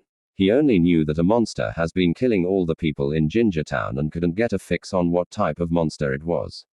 Not another one. Cell began explaining his origins about how he will emerge 24 years in this world's future from the basement of Dr. Gero's lab, searching for the androids to absorb, not knowing that they will already be absorbed by the already awakened Cell. He then proceeded to explain how he had the cells of all the fighters pointing to the nanobug that Piccolo destroyed later. He then proceeded to explain how he was lucky enough to kill the Trunks of his time just as his father left for unknown to him destinations, prompting him to steal the time Mac Inner that was already preset to arrive to this time. During the explanation, Piccolo was placing the dots together before he came to a conclusion. I've heard plenty, Piccolo said. Then he smirked at Cell and proceeded to pull off his decayed arm and grow another one that replaced it, something he had to thank his neck makeup for. For someone who seems to claim to have my makeup, you seem to forget that I have an impressive set of regenerative abilities. Clever, Cell drawled out as he stepped back before getting into his ready stance. I should have seen that coming. It's over, Piccolo said. But as he charged, Cell created a diversion and placed his spread palms over his forehead. Solar flare. Piccolo was temporarily blinded from the attack. And it was what Cell used to escape at the meantime, even though he knew that he could win this fight if not barely thanks to the boost he received. But even he knew not to simply waste energy as he had other important uses for his energy. Opening his eyes, Piccolo scanned the area looking for Cell only to find nothing, causing him to scream out to the skies in frustration. Damn it, 3 days later. So far, things have been hectic for the Z Warriors, starting from the discovery of the time machine to the confrontation with Cell. One good thing that came out of the wait though was that Goku woke up from his coma and was ready to train to be strong enough to take on the androids and Cell after informing the team that there were more forms higher than the Super Saiyan stage. Something that Na confirmed, but he didn't show them the forms. Something that disappointed the group. Goku then decided that he along with the rest of the fighters will train in the hyperbolic time chamber for 2 years each with 2 people at a time, and the first 2 to go will be Naruto and Trunk. Which will then be followed by Vegeta and Krillin, then him and Gohan, then Piccolo will be last. Meanwhile, as for Cell, Naruto told them that he was sure that he shattered Cell into pieces so he couldn't be alive. And when they asked where he confronted the android, he replied that it was at Goku's house. And it was then, Piccolo proceeded to tell him that due to the near-death experience and his Saiyan makeup, Cell could have received a massive boost. Something that Na was shocked about. And seeing that he had left the monster to absorb the innocent people, he promised himself that next time he won't let Cell get away. Something that fueled his drive to train even harder in the time chamber, hoping to further break the Super Saiyan barrier. Right now, Naruto and Trunks were in the time chamber training while Goku and Gohan were waiting outside in the meantime, as they were also watching the match from the lookout. They felt that Piccolo was more than a match for an android and that he was doing great against the one he was fighting. Though Gohan felt something wrong. It's Cell. He screamed in panic as he felt the android appear in the battle area, much to their frustration. But as Gohan tried to help Piccolo once he felt his mentor's energy drop, Goku held him back, promising that they will deal with him. While Goku looked back at the door to the time chamber, hoping that Naruto will be done soon. With the androids, with Piccolo down, Cell was given the green light to walk ahead and absorb the worn-out android 17, who was shaking in fear, seeing Cell easily take out someone that was more than a match for him, and he proved it by easily beating him that instant. It was then 16 had had enough, and he walked forward. That's enough, Cell. I will be the one to fight you, he said. Ho, what's this? Cell asked in amusement as he saw the older model android walk forward. I see a red ribbon insignia on your cloak, so you must be an android. I cannot in good conscience allow you to absorb 17 and 18 because I recognize the danger in doing so.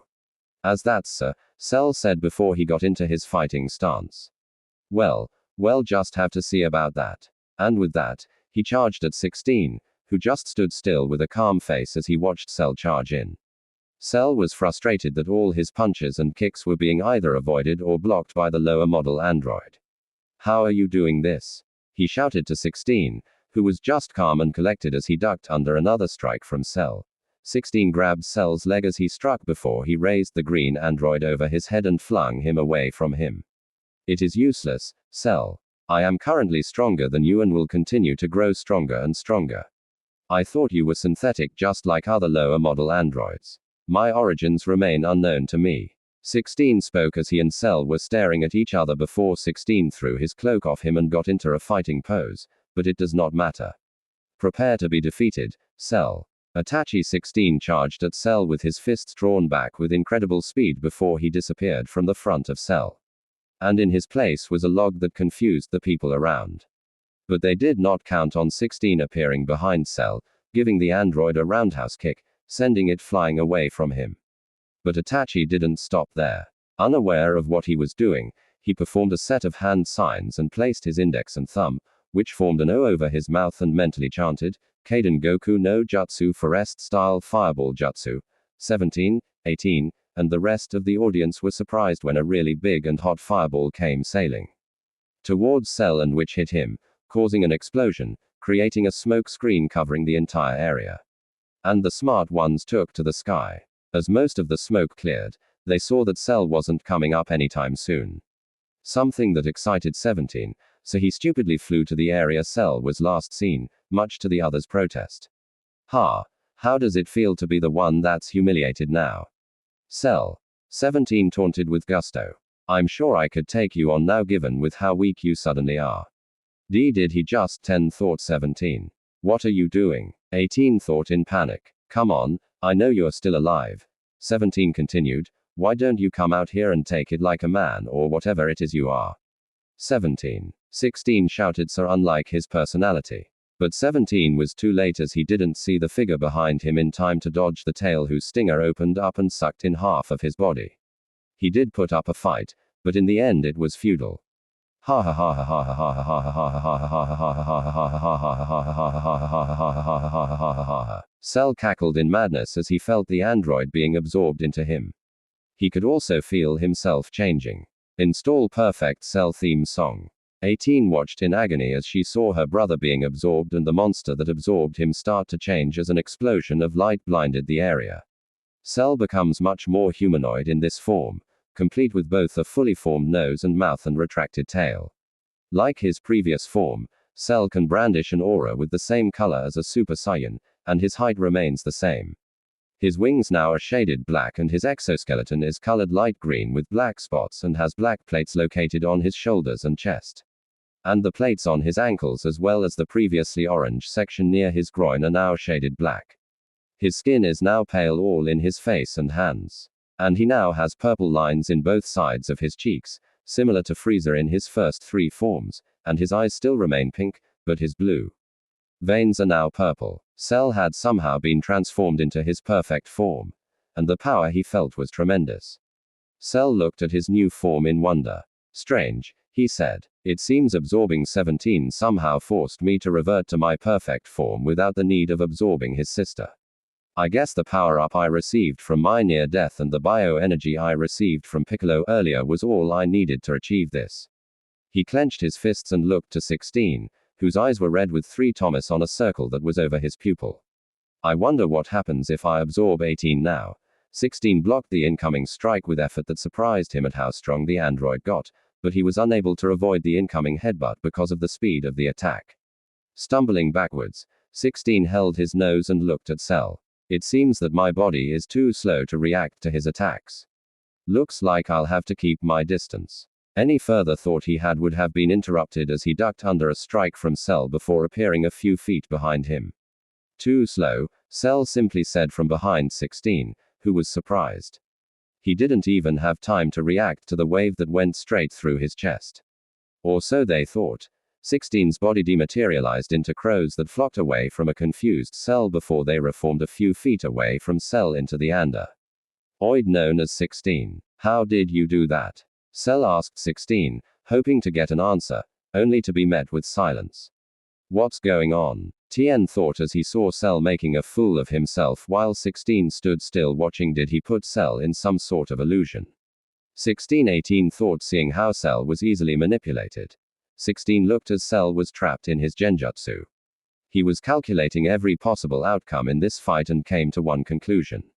Meanwhile, Cell finally broke free of the genjutsu. Don't ask him how. Before he looked back at 16 with a smirk on his face. Very clever, 16, placing me in an illusion. I hadn't thought you had the potential for that. There are a lot of things you don't know about me, Cell. 16 said to the evil android. Yes indeed, but that doesn't matter. Cell said before he appeared behind 16 with his hand drawn backwards. I am still faster than you. As his fist connected with 16, the silent android just simply said two words, Bunchen Debakua, Great Clone Explosion. Cell crossed his hands over his face as he felt the explosion hit him, pushing him back slightly. As the commotion died down, Cell looked left and right to look for 16, but instead he was surrounded in a circle with clones of Android 16 looking passively at him. Taju Bunch and Dakua Great Mass Clone Explosion. The residents of the island had to evacuate, including 18 who took the chance to hide in the water as the rest of the crew were floating on the space that recently occupied an island. The explosion was so massive, you could even see the dome of light from space if one were looking. But that still wasn't enough to faze Cell as he was still standing still. Haha, I can take anything you can dish out, Cell said, still standing with his hand over his head. You could see some scorch marks on him, proving how powerful the explosion was. Really? Cell looked behind him only to be smacked on the face with a flaming shield of a spectral warrior. 16 had activated his Susano. What is this? Cell asked. Behold my ultimate defense. Meanwhile, Hana screamed as he released the energy buildup he was creating, blinding the area in a golden light. Trunks watched, amazed as his father was breaking the SSJ barrier. And when the light died down, he was astonished. You did it, father, Trunks said, excited at what he saw. No, this form is already unlocked, Na said as he examined his really bulky form.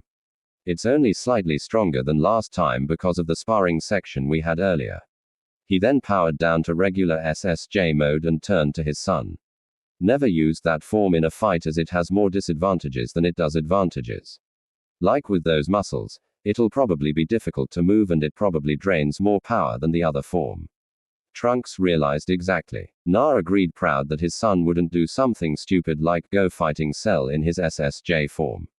Now turn Super Saiyan, let's have another spar. Trunks obliged his father's wishes and turned SSJ before they both met with a fury of fists in starting their sparring sections W. While the climate in the chamber kept fluctuating in accordance to the emotions they felt. Meanwhile, sitting in a meditative pose, Goku was sweating at the power he felt from Cell's recent power-up. What power? Goku said while Gohan was restraining himself as much as he can from going in and charging at this Cell, attacking him for the defeat of Piccolo. Back in the chamber, Naruto ducked under a punch from Trunks and retaliated with a spiral ki blast to the stomach, sending his son flying back straight to rough a couple of glaciers. Na waited for his son to recover, and he was impressed when he saw a spiral blue beam that was heading his way. But he easily slapped it away. But that distraction was all Trunks needed to appear behind Naruto and strike him with his sword only for Naruto to block it with his finger. Na used his other hand to punch his son's stomach before he grabbed his hair as he hunched forward before smashing the face of his son to the ground hard before he grabbed his leg and threw his son away from him, looking as Trunks crashed into another glacier behind him. Come on, Trunks. I know you can do better than that. Ha! Trunks yelled from inside the glacier, exploding his energy and anger, feeling himself get stronger and stronger as he exploded. Good job, Trunks. You just achieved Ascended Super Saiyan or simply Super Saiyan 1.25. Ha! Trunks was surprised at the declaration by his father before looking at his body and seeing that he was indeed different from before. Not as bulky as his father was when he went Ultra. He still was bulky, but he felt like this just wasn't enough to even scratch the itch he was having. No, he felt like he could even reach the level of his father. If not, then surpass him. But there was only one way to find out. Well, Dad, up for round 2. Na was proud at his son as he took his battle-ready stance before he too transformed into his ascended SSJ mode, matching or even surpassing Trunks in strength before smirking. Just because you're my son doesn't mean I'll go easy on you. Trunks smirked back at his father with resolution in his voice. Won't have it any other way. Round 2 had begun between father and son. Later at the main fight, 16 was sent tumbling on the ground by a powerful energy wave that broke through. His defense with some effort from Cell that surprised him a bit. So much for ultimate defense. Standing up with shaky legs, 16 flashed his red eyes at Cell, whispering one word that was loud enough for some people to hear. Amaterasu. Cell was confused for a minute before a flame of black fire danced on his arm painfully. He tried in a futile effort to put it out. But 16's words made him freeze. The flames of Amaterasu cannot be extinguished. They will consume anything in its path before nothing is left of the object or person that was there. Cell smirked. I see, he said before he made a drastic move that surprised everybody there. He cut off his affected arm and threw it away from him before using a ki blast from his other hand to dest. Roy the burning hand. 16 was already tired from that last attack he used. He knew that if he used another attack like that he will be completely depleted of energy, and he was quite surprised when he felt blood coming down from his eye. You put on an amazing fight, 16, but I think it's time for you to say goodbye to your friends, Cell said as he suddenly appeared in front of 16 with a new arm in place of his old one, looking down at the other android with a smug look on his face before he extended his tail from his back, waving it. Above the scared, stiff android with its stinger opened and prepared to swallow him whole. No. Tien yelled and tried to attack Cell with his tribe beam.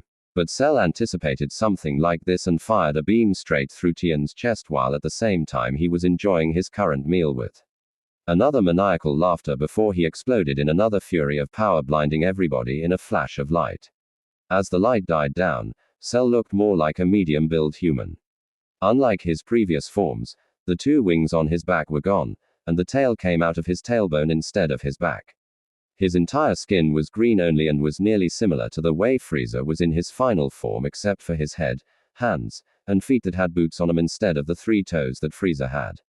He looked at his hands that were cackling in electricity as he clenched them before he smirked and looked to where he knew 18 was hiding, causing her to freeze in shock. But as he was about to make a move, the body of Son Goku appeared through instant transmission, standing in front of the monster that nearly looked like Frieza, except for some key differences. You must be Cell, Goku said with a calm face before he glanced to the body of Tien that had a hole in his chest, but he could still sense the energy in his friend, even if it was faint. Strange, I thought Goku was dead as he was from the timeline I came from. Cell thought as he looked at Goku, who was glaring at him with all the seriousness he could muster. So, we finally meet Cell. Goku said, I got to say, you're a lot scarier in person, but I didn't know you resembled Frieza. Oh. You mean this? Cell asked as he waved down his form. This is merely a new skin tone I acquired when I absorbed androids 17 and 16. He explained before placing his finger on his lip in thought. I am already past my perfect form, and this form does have way more power than my original perfect form. Did. I guess you could call this 100% perfect form. All what Cell said didn't matter to Goku right now as he stood calculating the risks in fighting him right now. I think we both know that there's no way we can beat you, but I promise you, I only need 2 more days. Then I promise I'm going to take you down. Please, as if a 2-day break would make a difference, Cell scoffed. Then in his arrogance, he then boldly declared, in fact, I give you 3 weeks to train, you're off until you think you have the strength. You beat me, then you come and face me. That went better than I thought.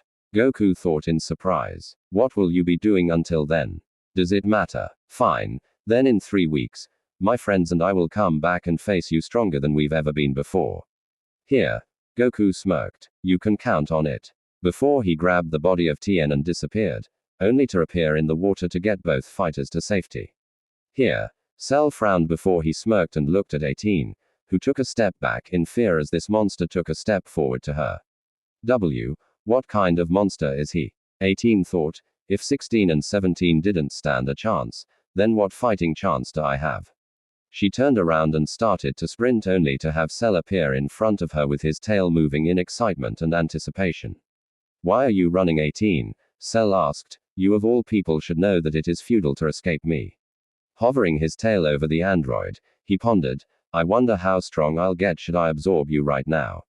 18 didn't have time to snap out of her fear as she saw the tail starting to descend on her. But before anything could happen, both androids' visions were blinded by an orange light. And when 18 recovered, she saw that she was being carried bridal style, much to her embarrassment and secret desire. Why the man she was supposed to hate for what he did to her brother? Crouching a few feet away from Cell in one knee, Naruto looked at the android and really inspected him before he slightly glanced at his power level and reeled back in shock with wide eyes. I see that you've just managed to get a glimpse of what power I possess. Cell spoke to Na. Yes, I remember you. You were the very first fighter one fought when I arrived to this timeline here. Cell laughed. I have to thank you for you see if it wasn't for the eventual defeat at your inevitable hands. I guess I would have needed to absorb her before I get anywhere near the level 1 I'm in. But I am glad I did fight you. Naruto growled and 18 was confused at what Cell stated before she looked at her black-haired savior. Wait, you fought in one against him? Yes, Naruto snarled. At the time, I was sure I shattered his entire existence into pieces, but for him to be alive, breathing, and apparently upgraded. That means his healing must be incredible. 18 finished for him, knowing all hope was lost. Na glanced at her before looking back at Cell. I'm taking you somewhere safe and secure. Make sure you don't kill anybody there or you wouldn't like what I'll end up doing to you. Despite the situation at hand, 18 couldn't help but blush at the things she imagined happening. Should she do something or hem naughty? But that wasn't what was important or what shocked her. No, the thing that shocked her was the fact that he was helping her and Android. So, she just had one question. What do you have to gain from helping me? Na glanced at her with his purple eyes before glancing back to a smirking Cell. Nothing. I just don't want to see someone forced to do something against their will. Naruto said, if I was here earlier, I would have prevented Cell from absorbing the androids he already did. Hell, I would have killed him once and for all, seeing as I had the strength then, but now. He said that he's giving you and your friends 3 weeks to train. Thought I'd just clarify that. 18 pointed out to Na, who looked at her in surprise before he smirked. 3 weeks is all we need, Na said before he stood up straight and spoke to Cell. Cell, I'm sure that my brother was already here, seeing as I can faintly trace his energy signature, and he probably told you this, but I'm just going to make sure that in the 3 weeks that you granted us, we will pose a challenge to you. That's a promise. Good, Cell said before he smiled. I wouldn't want it any other way. As I adore the challenge, Na smiled before he disappeared in his trademark flash, only to reappear on the lookout, startling those around him. Na Goku called out, what are you doing out of the chamber? Na dropped 18 who just stood behind him as he started to speak. Even I was able to feel Cell's latest upgrade from inside the chamber. And just as I was about to see what's up, he was about to absorb one more android. Something that I cannot let happen. Na explained. But what about Trunks? Gohan asked his uncle. Trunks should be coming out anytime soon, and as he does, we all have something to discuss.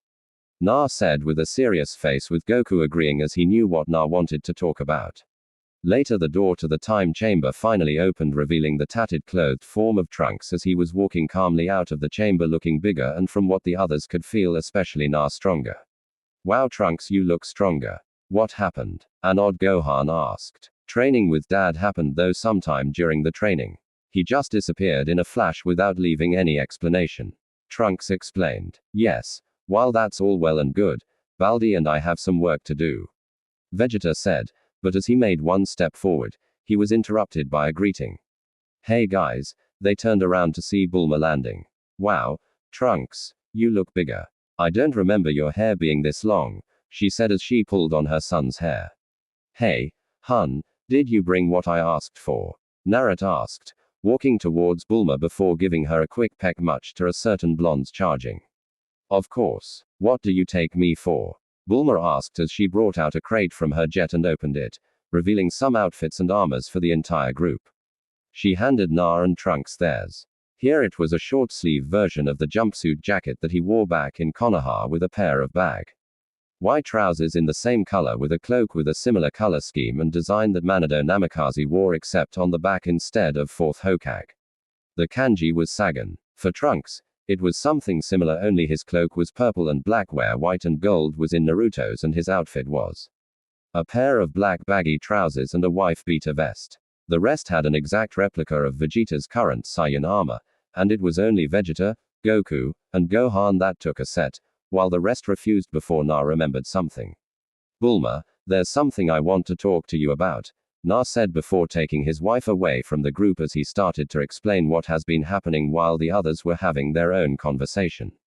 So, Trunks, have you finally broken the barrier? An excited Gohan asked his cousin from the future, who nodded in confirmation. It's not really simple, but I managed to do it. Trunks started. But even though I did break the barrier, I'm still nowhere near as strong as my dad. Wow, he's really that strong?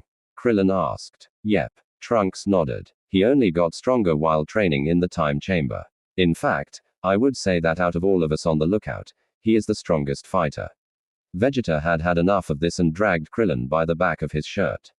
Come on, Baldy, we have some training to do.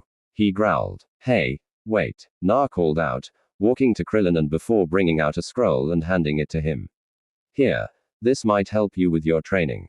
You sure as hell need it.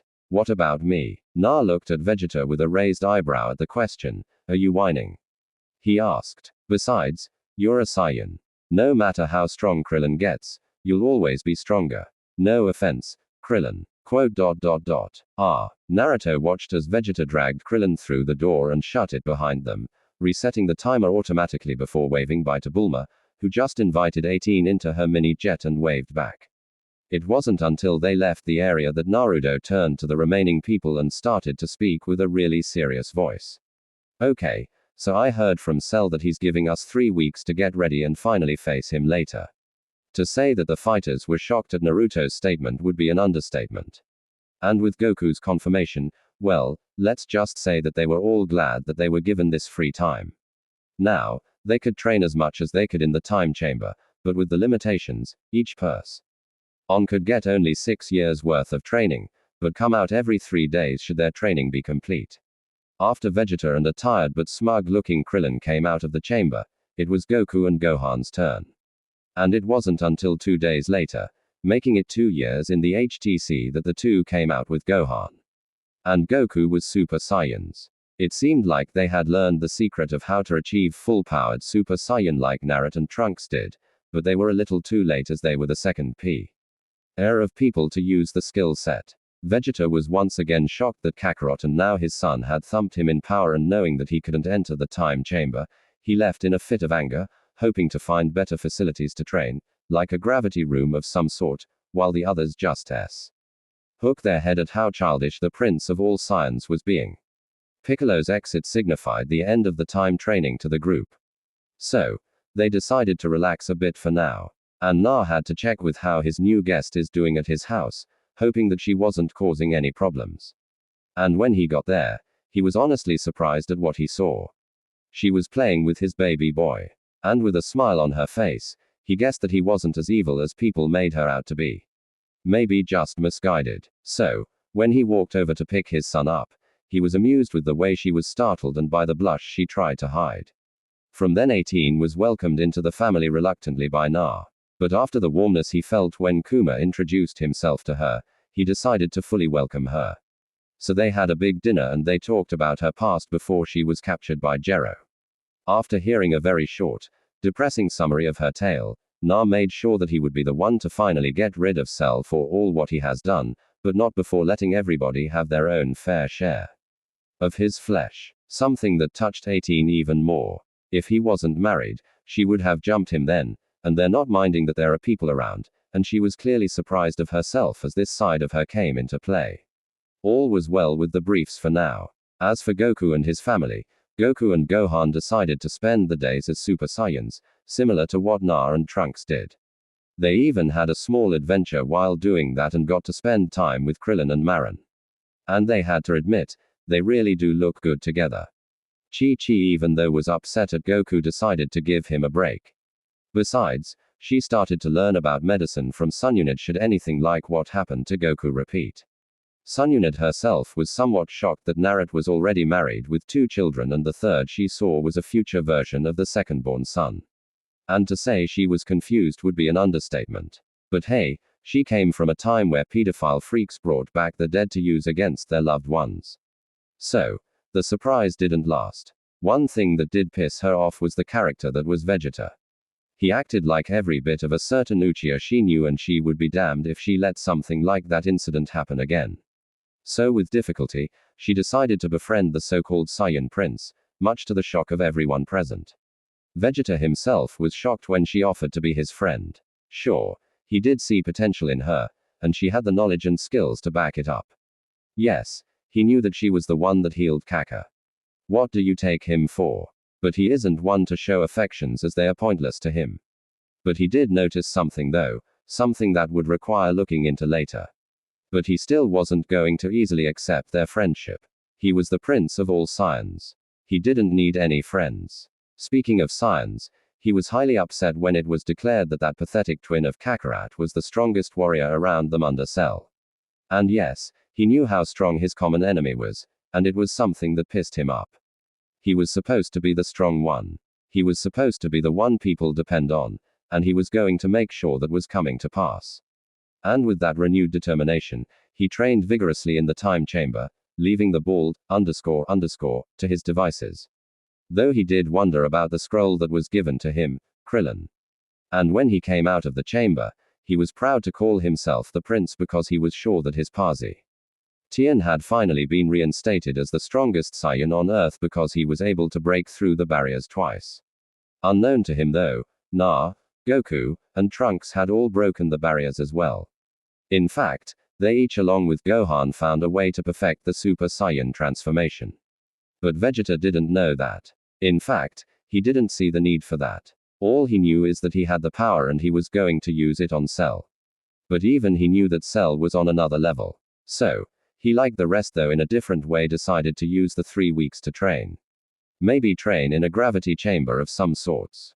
But he needed to find someone with the brilliance to build one. And he knew that he couldn't rely on that, of a wife the Uzumaki has.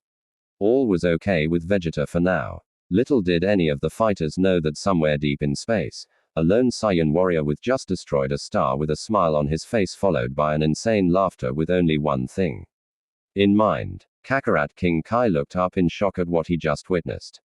It was the destruction of the South Galaxy at the hands of the most powerful threat in the universe, a Saiyan. Everything living and non-living, completely destroyed. Oh no, it's all gone. King Kai thought with a frown. What a truly terrifying power he has. Ooh. Ooh. Bubbles, the Kai's resident chimpanzee, danced as he felt the terrible power as well. What a strange little monkey. I know, Bubbles. King Kai nodded in response before he looked towards the direction Earth was in. If nothing isn't done soon, I'm afraid that we will perish alongside that galaxy. Meanwhile, sitting in a meditative pose with his tail wrapped around his waist, the new and improved Cell opened his eyes and looked to the sky, feeling the energy approaching. Whatever is approaching this region of space must be truly terrifying in power, he thought. And then he smirked moments later as he felt the excitement course through his Saiyan veins. Well, fighters, let's see how you will all handle this threat, he said with a chuckle. After all, it wouldn't do to have weaklings in the tournament I have planned. He cackled manically into the sky at the thought that someone might be stronger than him.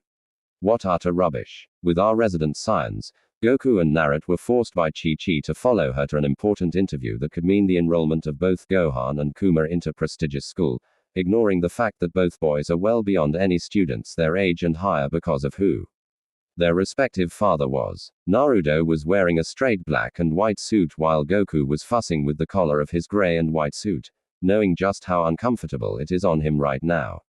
This is a parent interview session. Chi-Chi said to Goku, remember, we're being tested to see if we can provide a healthy educational environment for our son.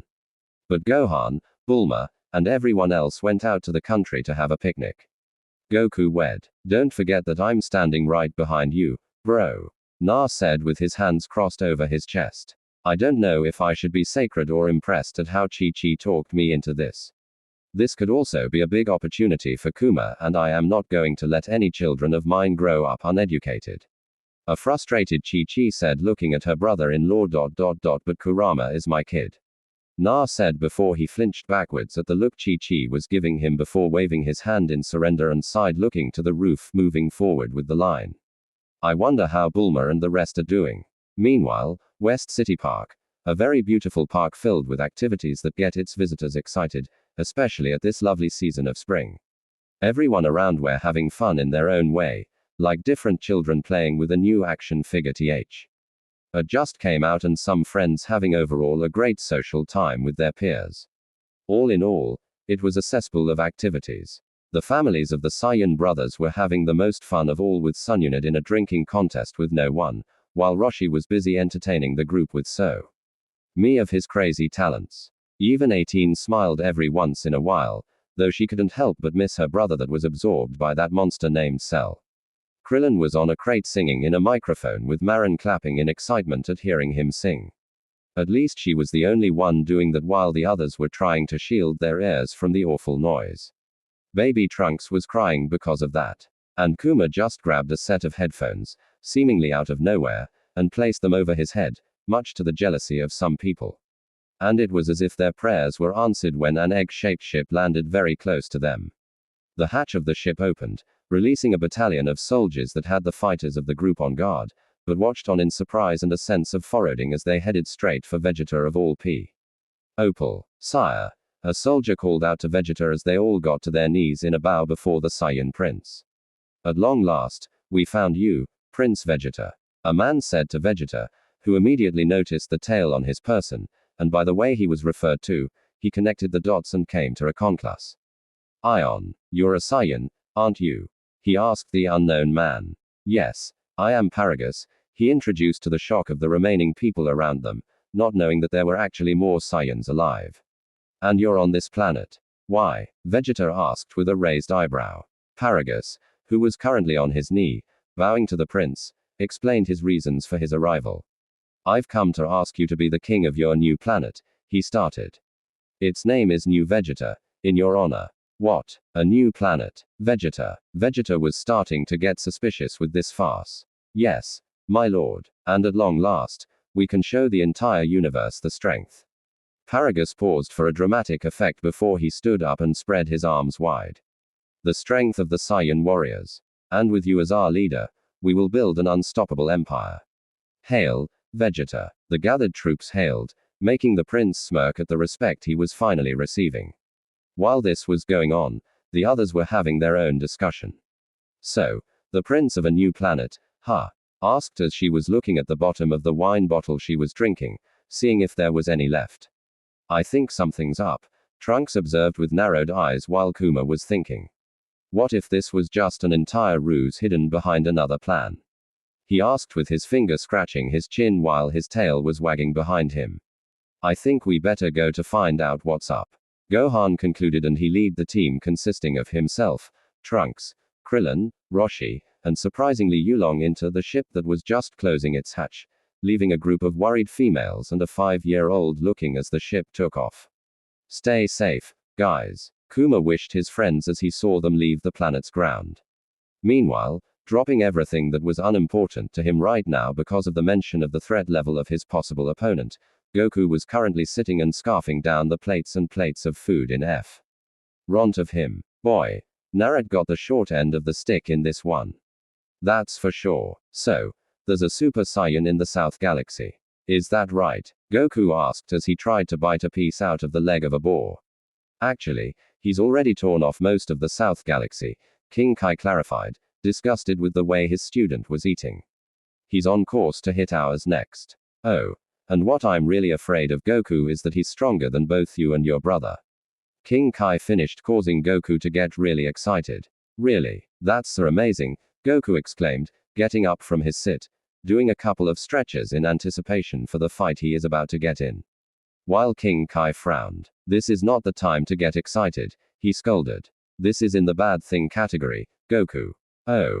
Right, Goku said as he was finished with his stretching before he stood straight. Where do I go to find him? King Kai. I'm not sure. Hey, I know. I'll search for his energy traces and use it to track him down. Goku then assumes the stance for the instant transmission technique and scans out the entire southern galaxy and was shocked at the power he felt before that shock turned into full-blown excitement. That's definitely Saiyan energy even in its weakened state. He turned to Bubbles with a smile. See you both soon. Before he left with his instant transmission traveling between galaxies, hoping to find this threat and put an end to it. Appearing in a ruined planet, Goku looked around. I just missed him. But for him to leave such a strong trail of energy behind, that's unheard of. He thought, sensing the energy traces left behind here. Whoa, this is unreal. Maybe King Kai was right. This guy just might be stronger than any of us. Meanwhile, it was a frustrated and annoyed Naruto that sighed as he entered the door to his house, wiping off the sweat he had from his forehead before he took off his suit over his black spiky hair. Walking into the kitchen, he saw the blonde android sitting down, leaning her head on the table with only a tank top and a pair of black shorts. She turned and saw that it was Na who entered as she was changing the channels in the TV. Hey, how was your meeting? It was okay until Goku had to bail on me, Na said, opening his fridge, bringing out a drink while his tail was loose. He closed the fridge and walked to sit down with the android and opened the can drink before he drank out of it. How was your day? Well, it was okay if you count that bald guy is singing in the karaoke. Bald guy? Oh, you mean Krillin? Na asked as he figured out whom she was referring to, much to her shock. How were you able to point that out so quickly when there are at least 3 other bald guys we know? Well, there's Piccolo, but I can't see him singing, especially when he's busy at the lookout. Naruto started to list as he ticked off his finger. And then there's Tien, who was probably off training in some icy glaciers or a waterfall. And Xiao Su is always with him, so they don't count, leaving us with Krillin and Master Roshi. How come you didn't pick Master Roshi? 18 asked, curious about that. Well, he's old, so his voice box could have a few problems if he did choose to sing. So that leaves only Krillin, and I see him doing that to try and impress his dumb, of a fiancé. Na concluded, and 18 agreed with the dumb part about Marin. But you have to admit, they do make a good couple. 18 commented, and Naruto had to agree with that. What about you? Naro asked. Have you decided what name you want to give yourself? Why are you so adamant about me having a name? Well, you were once a human before you were kidnapped by Jero, who wiped out any memory of your parents and other important things, Naruto explained. You're having a new chance in life since your capture, and the first step to move on from what the doctor did to you is give you a name, because being called 18 all the time reminds you of all the terrible things you had to endure as the doctor was operating on you. 18 remained silent and was touched by what Naruto said to her, and she knew that her feelings for the blonde only increased after he said this. She then sighed before smiling slightly at him. All right, she said. What did you have in mind? Well, meanwhile, the egg-shaped ship that had landed on Earth was now on the new planet Vegeta, as it now was called, with one of its moon orbiting it, even though it's daylight. The fighters went exploring while Vegeta was being introduced to the other soldiers on the planet and to the mysterious, glum-looking Saiyan, Broly, who was later found out to be the son of the Saiyan Paragus. With the threat of the legendary Super Saiyan explained to the prince, Vegeta found it in himself to find this threat and get rid of it, mainly because of the challenge it would bring him. So, he had left the planet with Paragus in order to find that monster. According to Paragus, with Krillin and the others, Krillin, Trunks, and Gohan were still exploring the planet as they noticed that the sun had already started to go down, but much to their disappointment. But luckily, it was then that Krillin also noticed something a few feet away from them on the ground. I see activity down there, Krillin said as he pointed to where he made the observation, and the other two flew in to see what Krillin was talking about and saw that he was right. It looks like they're harnessing some kind of energy from underground. Why would they need to do that? Gohan asked. So that they can send it to the palace, because that's the only place that I saw plants growing. Krillin said, but then he saw that one of the workers looked like he could use some help as he dropped a probably heavy item on the ground. Krillin flew down to help the worker up, but instead of expecting the reaction he thought he would have, he was given the opposite. As the younger one whom assisted to help, his grandfather spoke out in defense. I'm sorry, we're not goofing off, Grandpa is not feeling too well. It's okay, Gohan replied as he, Trunks, and Krillin landed in the work site with smiles plastered on their faces. We're not your bosses or anything like that.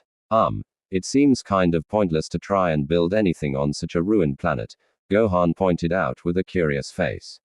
It is pointless, the worker agreed. We were brought here after the Super Saiyan destroyed everything on our home planet. Trying to pick up something twice as heavy as its size, it continued. We work all day and they hardly feed us. Those Saiyans are heartless. A soldier slid down the slope and spotted the lazy worker and whipped out his whip and started to whipping the worker. Get back to work, he ordered the soldier between whips, making the worker cry in pain at the leather meeting its skin. The elder worker moved in to help his grandchild.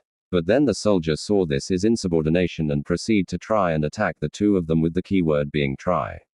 Gohan growled and flew to the soldier, punching him in the gut, sending him away from the defenseless workers. Leave them alone. You have no right to treat them like that. The downed soldier hit a wall before he brought out his whistle and called for backup with one blow into it, signaling them to his location. The soldiers, hearing their ally call for help, ran as fast as they could to investigate.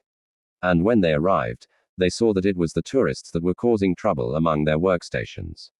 Thinking that the little boy was defenseless against an entire unit of soldiers, the injured soldier chuckled in victory, and it was then Krillin walked and shook his head in disappointment. Tisk, tisk, tisk. Krillin wagged his finger in a no motion before he smirked. If I were one of you guys, I wouldn't think about messing with us. Feeling extra confident, especially considering he mastered that scroll Naruto lent him, Krillin started to make several punching motions on the air with an intimidating look that sent the unit scrambling away in fear.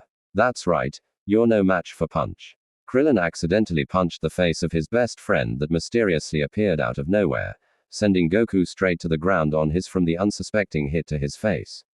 I, Goku screamed in pain as he held his cheek that was punched by Krillin. Goku, what are you doing here? Krillin asked. I'm not sure really. Goku said confused. I was just following a Saiyan's energy, but what are you guys doing here? Vegeta was asked to destroy this legendary Super Saiyan, and we had some extra flyer miles to spend. Krillin said with his hands crossed over his chest. Really? Goku asked, still confused about the situation. I guessed King Kai must have spoken to him as well. How good of you to come, Kakarot, or as you now prefer to be called, Goku, Paragus said as he saw Goku in one of their work sites. It was probably his presence that sacred the soldiers away. Where is Sub, your twin? Oh. You mean Nah? He's at home with Bulma and the others. Goku answered much to Paragus' disappointment. Besides, that name that you called me is only known by Saiyans. So, unless you are one, I don't see how you came about it. Wow, since when was Goku this smart? Krillin whispered to Gohan, who shrugged. Dad has his moments, I guess. Brilliant deduction. And from your appearance, you must be Bardock's son. Who? Krillin asked in confusion. I'm guessing Goku's Saiyan parent. Trunks concluded. Come to think of it, how come we know nothing of him? Krillin asked in a moment of stupidity. Now, would our guests care to have some dinner? Paragus asked, ignoring the fact that the others spoke not moments ago. Goku, who was serious a minute ago, turned cheerful at the sound of food and was excited. Are you kidding? That sounds fantastic. Dining hall. Take your time, Paragus said as he turned away from the dining table with food all over it. Even though he was tempted to have even a little bit call if you need anything. Well, it's not Paragus, Goku said as he was thinking of whom that Super Saiyan was before he had a thoughtful look on his face.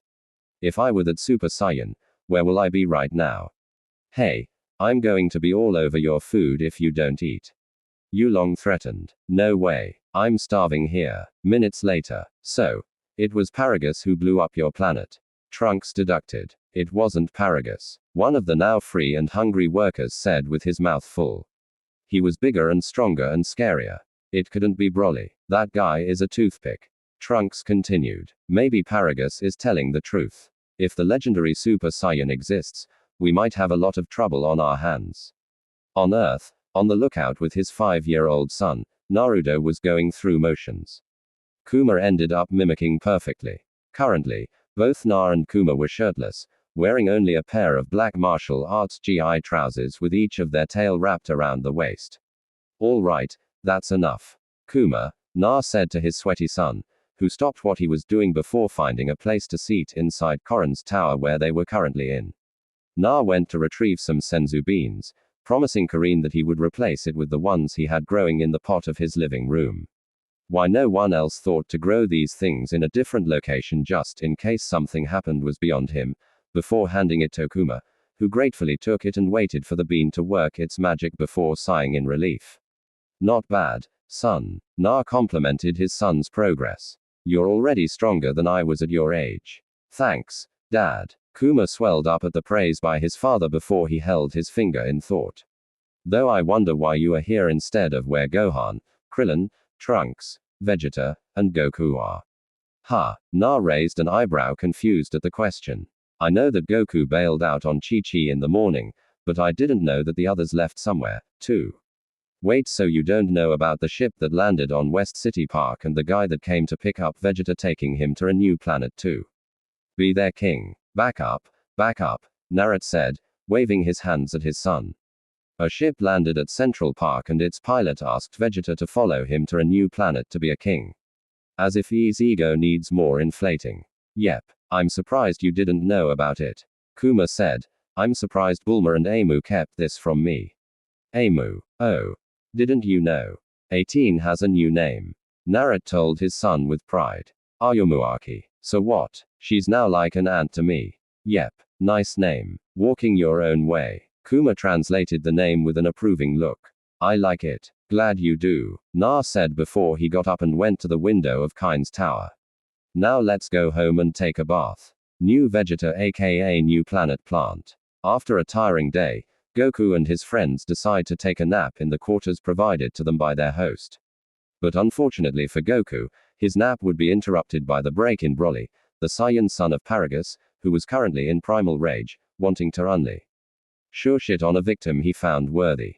Roar GH. Goku was snapped awake by the scream of the Saiyan and the break into his room. Never mind the power level he felt. He jumped out of his bed in time as Broly smashed it in half before he threw it on the other occupants of the room, chasing Goku, who just flew backwards out of the window and into the narrow walls below. Broly, what are you doing? Goku demanded, but Broly was too blinded by his rage to even hear the question, let alone respond with an answer relating to it. Goku deflected a punch sent his way by the Saiyan and backflipped, kicking him on the face as they flew through buildings while Broly retaliated by throwing green ki blasts at him, something Goku avoided. Not relenting one bit, Broly threw blasts upon blasts at Goku with each one more powerful than the last, and it was something that Goku was beginning to find frustrating. Deflecting one final ki blast back to its owner, Goku watched as Broly was sent flying away from him, and he proceeded to follow. So he could put an end to this nonsense. But as he reached Broly, he saw the Saiyan floating over the water charging up his energy. Something that made Goku flinch in shock at the familiarity of Dai Kakarot, Broly simply said. And he charged at Goku on the air. But Goku just gave him a roundhouse kick to the face that caused blood to leak from Broly's mouth. Something that Broly licked off much to the disgust of Goku. But he was surprised when the kick didn't faze his opponent. In fact, everything he had thrown on Broly never even made him flinch even once. With a swipe of his hand, a wave of green energy blasts rained on Goku, who managed to do his best to avoid every one of them before he gave Broly a punch that didn't seem to faze him as well. Rar AAAH. Broly charged up his energy again, and Goku suddenly remembered what he had been pondering before. That's the energy I was following, he said as he watched Broly seemingly get bigger and bigger before he started to cackle manically. But Goku was confused at the appearance of Paragus, who held some sort of bracelet and pointed it towards Broly, who seemed to ignore his presence. And he was shocked minutes later when Broly calmed down and reverted back to his normal state, reducing his size back to normal before he left with his father. It's him, Goku confirmed. The legendary Super Saiyan. The next day, sire or wait, Paragus pleaded to Vegeta as he was walking to the ship after a disappointing search for the so-called Saiyan of Legends. Wait, King Vegeta, please don't go. He moved in front of Vegeta on his knees, still pleading to the Saiyan prince. What, my lord, we found him. Paragus started. We should be able to pinpoint his location by tomorrow at the latest. Vegeta growled before walking away from Paragus, but then turned at the raging Broly and ordered, come on. What are you waiting for? Kakarot. Vegeta. Vegeta. Are you in here? Goku called from inside the ship. I'm getting tired of waiting on you. Vegeta growled at the incompetence of his so-called friend, but then listened as his voice turned serious. Vegeta, you don't have to go anywhere because the Super Saiyan you're looking for is right here. You have no idea of what you're talking about. He snarled out to Kakarot, who just landed in front of him flying out of the ship. Paragus, either you tell him or I do. Goku demanded to the father of Broly, who just smirked before he started to laugh madly. So you finally found out about my plan. What plan? Goku asked, confused as to where this was going. Just tell him that Broly is the legendary Super Saiyan. Oh. I'll do more than just that. In fact, let me tell you why I called all here. Paragus started to explain his plan, of which during the explanation Trunks, Gohan, and Krillin arrived. When Paragus was done, he walked past Broly, who was raging, and started to walk towards Goku, turning into a Super Saiyan in the process, making Goku and the others to stand on guard, much to the pleasure of Paragus. No, I don't think so. This Saiyan is mine, Vegeta said with a sneer on his face before he flew up, turned Super Saiyan, and fired a big bang attack to Broly's back. Rawr! Broly screamed in rage as a green hue started to appear around him when he was charging up his energy. Much to the fear of everyone around him. Laughing manically, Broly continued to build up his power levels, not caring in the slightest if it upset the weather of the planet. And after a few minutes of build-up, he released his energy in a giant explosion. And Vegeta was scared, stiff at what he saw and felt in front of him. Broly was currently in a form with a muscle mass similar to that of the Ultra Super Saiyan. But Vegeta and the others could tell that wasn't the case. His pupils and iris vanished, making him look more maniacal than he already is.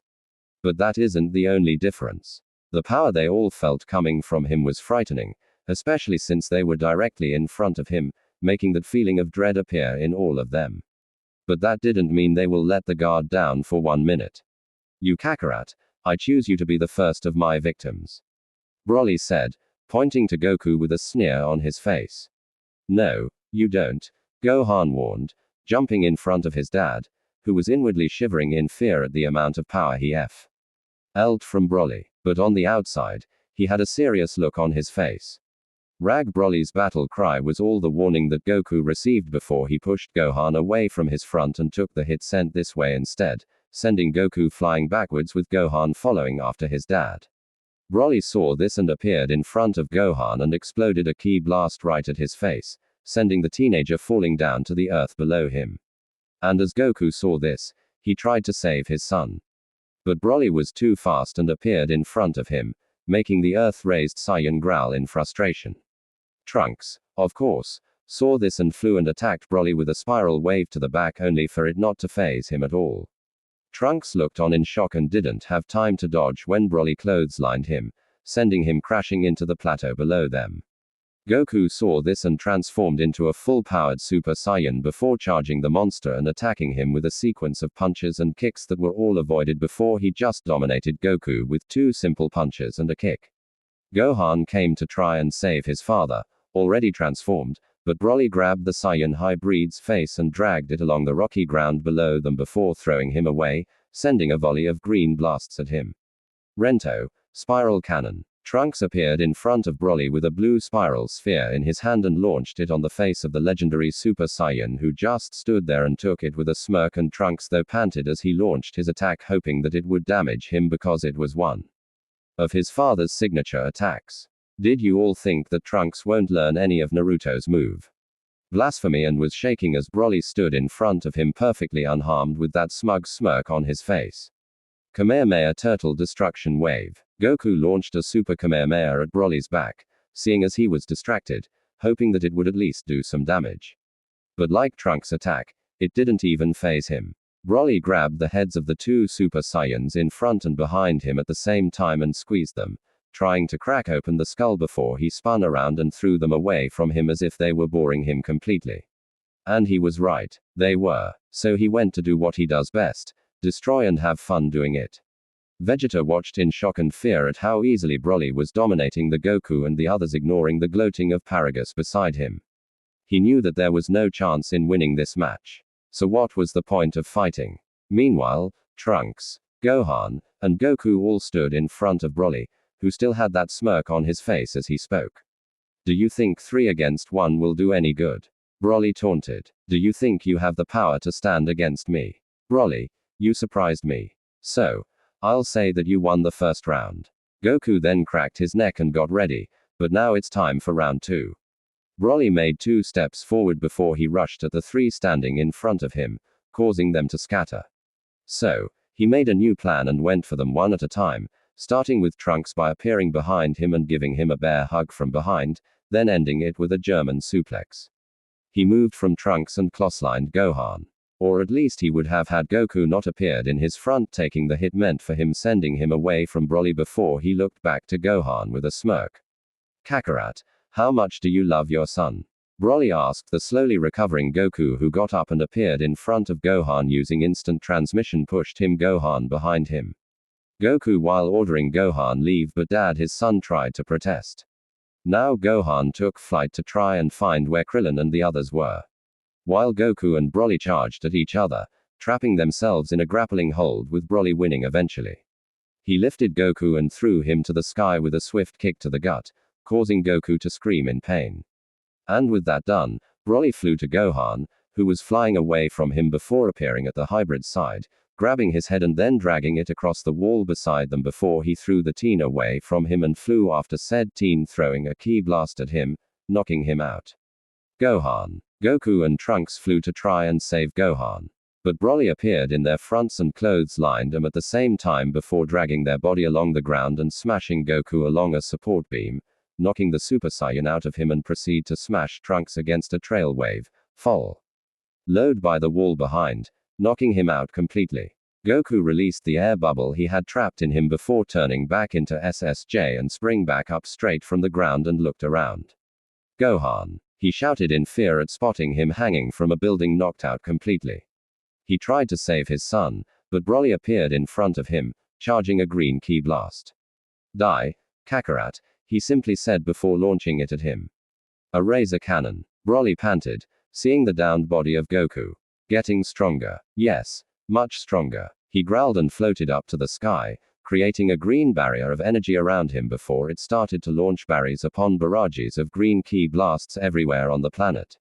He panted a bit before looking down at Goku and chuckled with an insane look on his face. What's the problem, Kakarot? Have you given up? He asked before turning to Gohan. Then you can say goodbye to your son. Creating an eraser cannon on his hand, Broly launched it at the unconscious body of Gohan, but it was deflected by a yellow ki blast. He growled and turned to see who dared interrupt his killing time. Standing on a pole back to back with each of their robes bellowing in the wind were Naruto Uzumaki and the unnamed Nekian, who preferred to be now referred to as Piccolo, each looking at Broly with a glare on their faces. Simple annoyances, Broly said to them. You usually pick on the children first. Piccolo asked Broly before he floated to help Gohan out while Na remained on the pole, simply looking at the Saiyan with a glare. Broly's eyes widened a bit when Na disappeared from there with a flash before appearing in front of him, giving him a hard blow to the gut with a snarl. That one's for my son. Broly smirked at the pathetic attempt to injure him. Then you simply don't love him enough, he said before he grabbed Na on the waist, giving him a pile driver that was meant to knock him out. Naruto got up from the crater he created and transformed into his full power Super Saiyan and started to fight Broly like the others did while Piccolo was healing the knocked out fighters. Gohan, wake up, Piccolo pleaded as he fed Gohan the Senzu bean. Eat Piccolo, Gohan mumbled as he saw the Neomshian's smiling face before he was excited.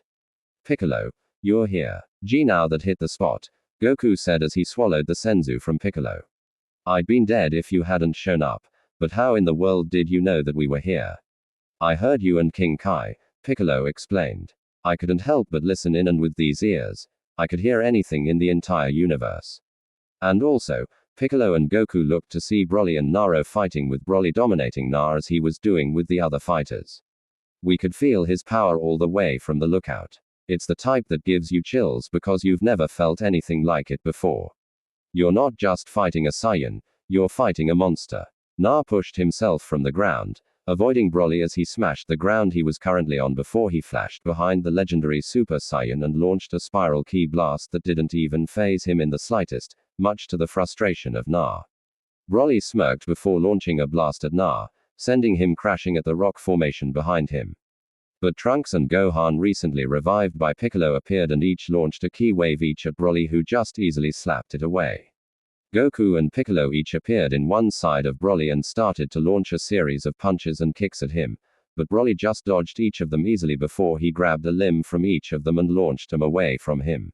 Na appeared behind Broly with his hand stretched out while screaming, "Sho Rin Ho Super Spiral Cannon." Again, the attack didn't phase Broly, who grabbed Naruto by the face with his big hand and launched another Eraser Cannon at Naruto's face, sending him crashing to the ground, nearly knocking him out in the process. Broly appeared over Naruto and smashed his downed body with his heavy-weighted body, making him scream in agony before he went to take care of the other fighters, dominating each of them. "I don't understand how can someone be this strong," Na thought as he felt his body ache everywhere. "He's even stronger than Moa or Obito combined." Looking up, Na noticed the planetary body orbiting the planet. "That's a nice full moon," Na thought. "Come to think of it, I don't think I've ever seen a full mo. *badump*. Naruto's heartbeat started to increase and his chest started to rise higher and higher at each beat, with his shirt and robe ripping off completely and his tail twitching. Excitedly. Broly was busy dominating the Z fighters easily while Vegeta still stood paralyzed in fear at the sheer intensity of the power he felt from the legendary Super Saiyan. Then something happened. Roar. Broly froze as he felt the explosion of power and heard the roar that followed. And as he turned to see where it originated from, he was stunned to see a giant ape beating its chest in pure primal rage. But then another thing happened. Its brown fur started to turn gold, and the power of the ape grew and grew as it roared.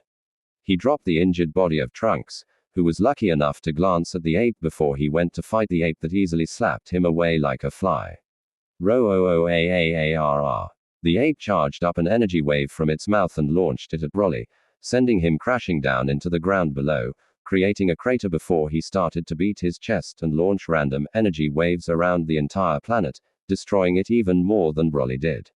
Trunks, being told about the Azaru transformation by his mother, immediately knew that the ape rampaging around was his father because he was the only person around with a tail, and so flew to try and calm him down, his rampaging father. While Vegeta looked on at this in shock. "What kind of Usuzaru is this?" he mumbled out in wonder. "This power and the fur, it's strong enough to even dwarf Broly. As this how strong I would have been should I not have cut my tail." Trunks stood in front of the rampaging golden ape and stretched his hand even though it pained him doing so. "Father, stop this at once." The ape saw Trunks and roared in the hybrid Saiyan's face, sending him crashing into the ground, proving to the others how strong his roar was. Broly got up from the crater he was sent in and flew while giving his own battle cry before charging in again at the ape who just slapped him away like a bug. Trunks, meanwhile, who was temporarily unavailable, flew once more to try and stop his rampaging ape of a father who proceeded to grab him and crush him. Trunks screamed in pain at his bones being easily crushed by the monkey before it suddenly stopped, making him pant in relief.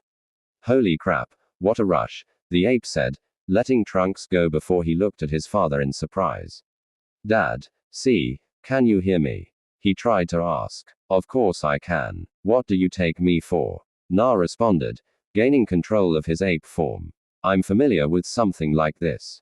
Sorry it took a while for me to get a hang of it though." He then stepped back a bit. "Now watch as I make you gasp in awe at my awesome power."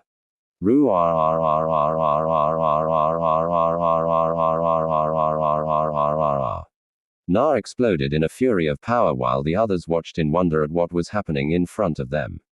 As that Na, Piccolo asked, holding his injured hand while using his body to move towards Goku and Gohan, who were wide awake watching what was happening. "Whoa, where did all this power come from?" Goku asked. Was it wrong to suddenly feel excited at what was happening, especially seeing that it was his brother who was going through this transformation? Amazing. Gohan stuttered in awe as he also saw what was happening. And when the light died down, they were shocked at what they saw and the power they felt. The upper part of Naruto's body was covered in golden fur apart from his chest and upper stomach. His hair was golden yellow like that of a Super Saiyan, but instead of it standing up, it took its normal shape, albeit longer than before reaching his mid-back. His tail was colored gold like his fur, and he had a dark red shadow trim around his purple eyes. His muscles also grew, making his height increase by 2 in at least with a different aura Saiyans usually had. Yes, folks, Naruto Uzumaki just broke the Super Saiyan barrier twice and entered the level we all know and love, Super Saiyan 4. The only difference is his fur being colored gold instead of red. What is this? Broly appeared to see the new and improved Na standing still, closing his eyes. Na tilted his head in Broly's direction and snapped his eyes open, forcing the Saiyan back with only sheer willpower, much to his shock and anger. Broly stopped himself from tumbling in the air before he appeared in front of Na with a snarl on his face and threw a keyed punch to Naruto's face. Naruto's head only tilted slightly at the blow. He glanced at the angry Broly and watched as he leapt back and charged up an energy sphere before he irked and launched it at Na with a maniacal laughter. Na! Goku screamed in panic at seeing his brother just standing still as the sphere increased in size while it was moving towards Naruto at an alarming rate. Father, uncle, both Trunks and Gohan were also calling out to Naruto in panic as well, feeling the amount of power Broly put in that technique. But Naruto just stood there. Meanwhile, Naruto watched with a smirk as the sphere was closing in on him and took a ready position before he kicked it off into space where it exploded, destroying the approaching astronomical anomaly set for a collision course for New Vegeta.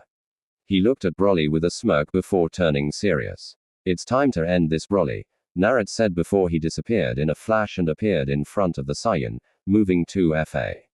Saint for him to follow. Naruto had his right hand thrown back for a punch. This is for everyone and everything you've killed. Broly screamed in rage as Naruto's punch went straight through him. Na looked on as Broly continued to scream while his body was glowing green from the inside. And it was just a twist of his hand that caused the legendary Super Saiyan to explode from the inside out. Na absorbed the explosion into his body, preventing it from destroying the planet they were currently on. And once the explosion died down, Naruto sighed in relief before powering down and turning to see his friends and family and Vegeta looking at him with an odd look. Hi guys, he cheerfully waved to them as if nothing happened, causing them all to face vault, drawing laughter from Naruto at how silly they all looked. Things just got a whole lot more interesting. So guys, what do you think about this Naruto story? Tell me your opinion in the comments. And if you want more Naruto what if stories, make sure to subscribe to Universe of Naruto. Thanks for watching.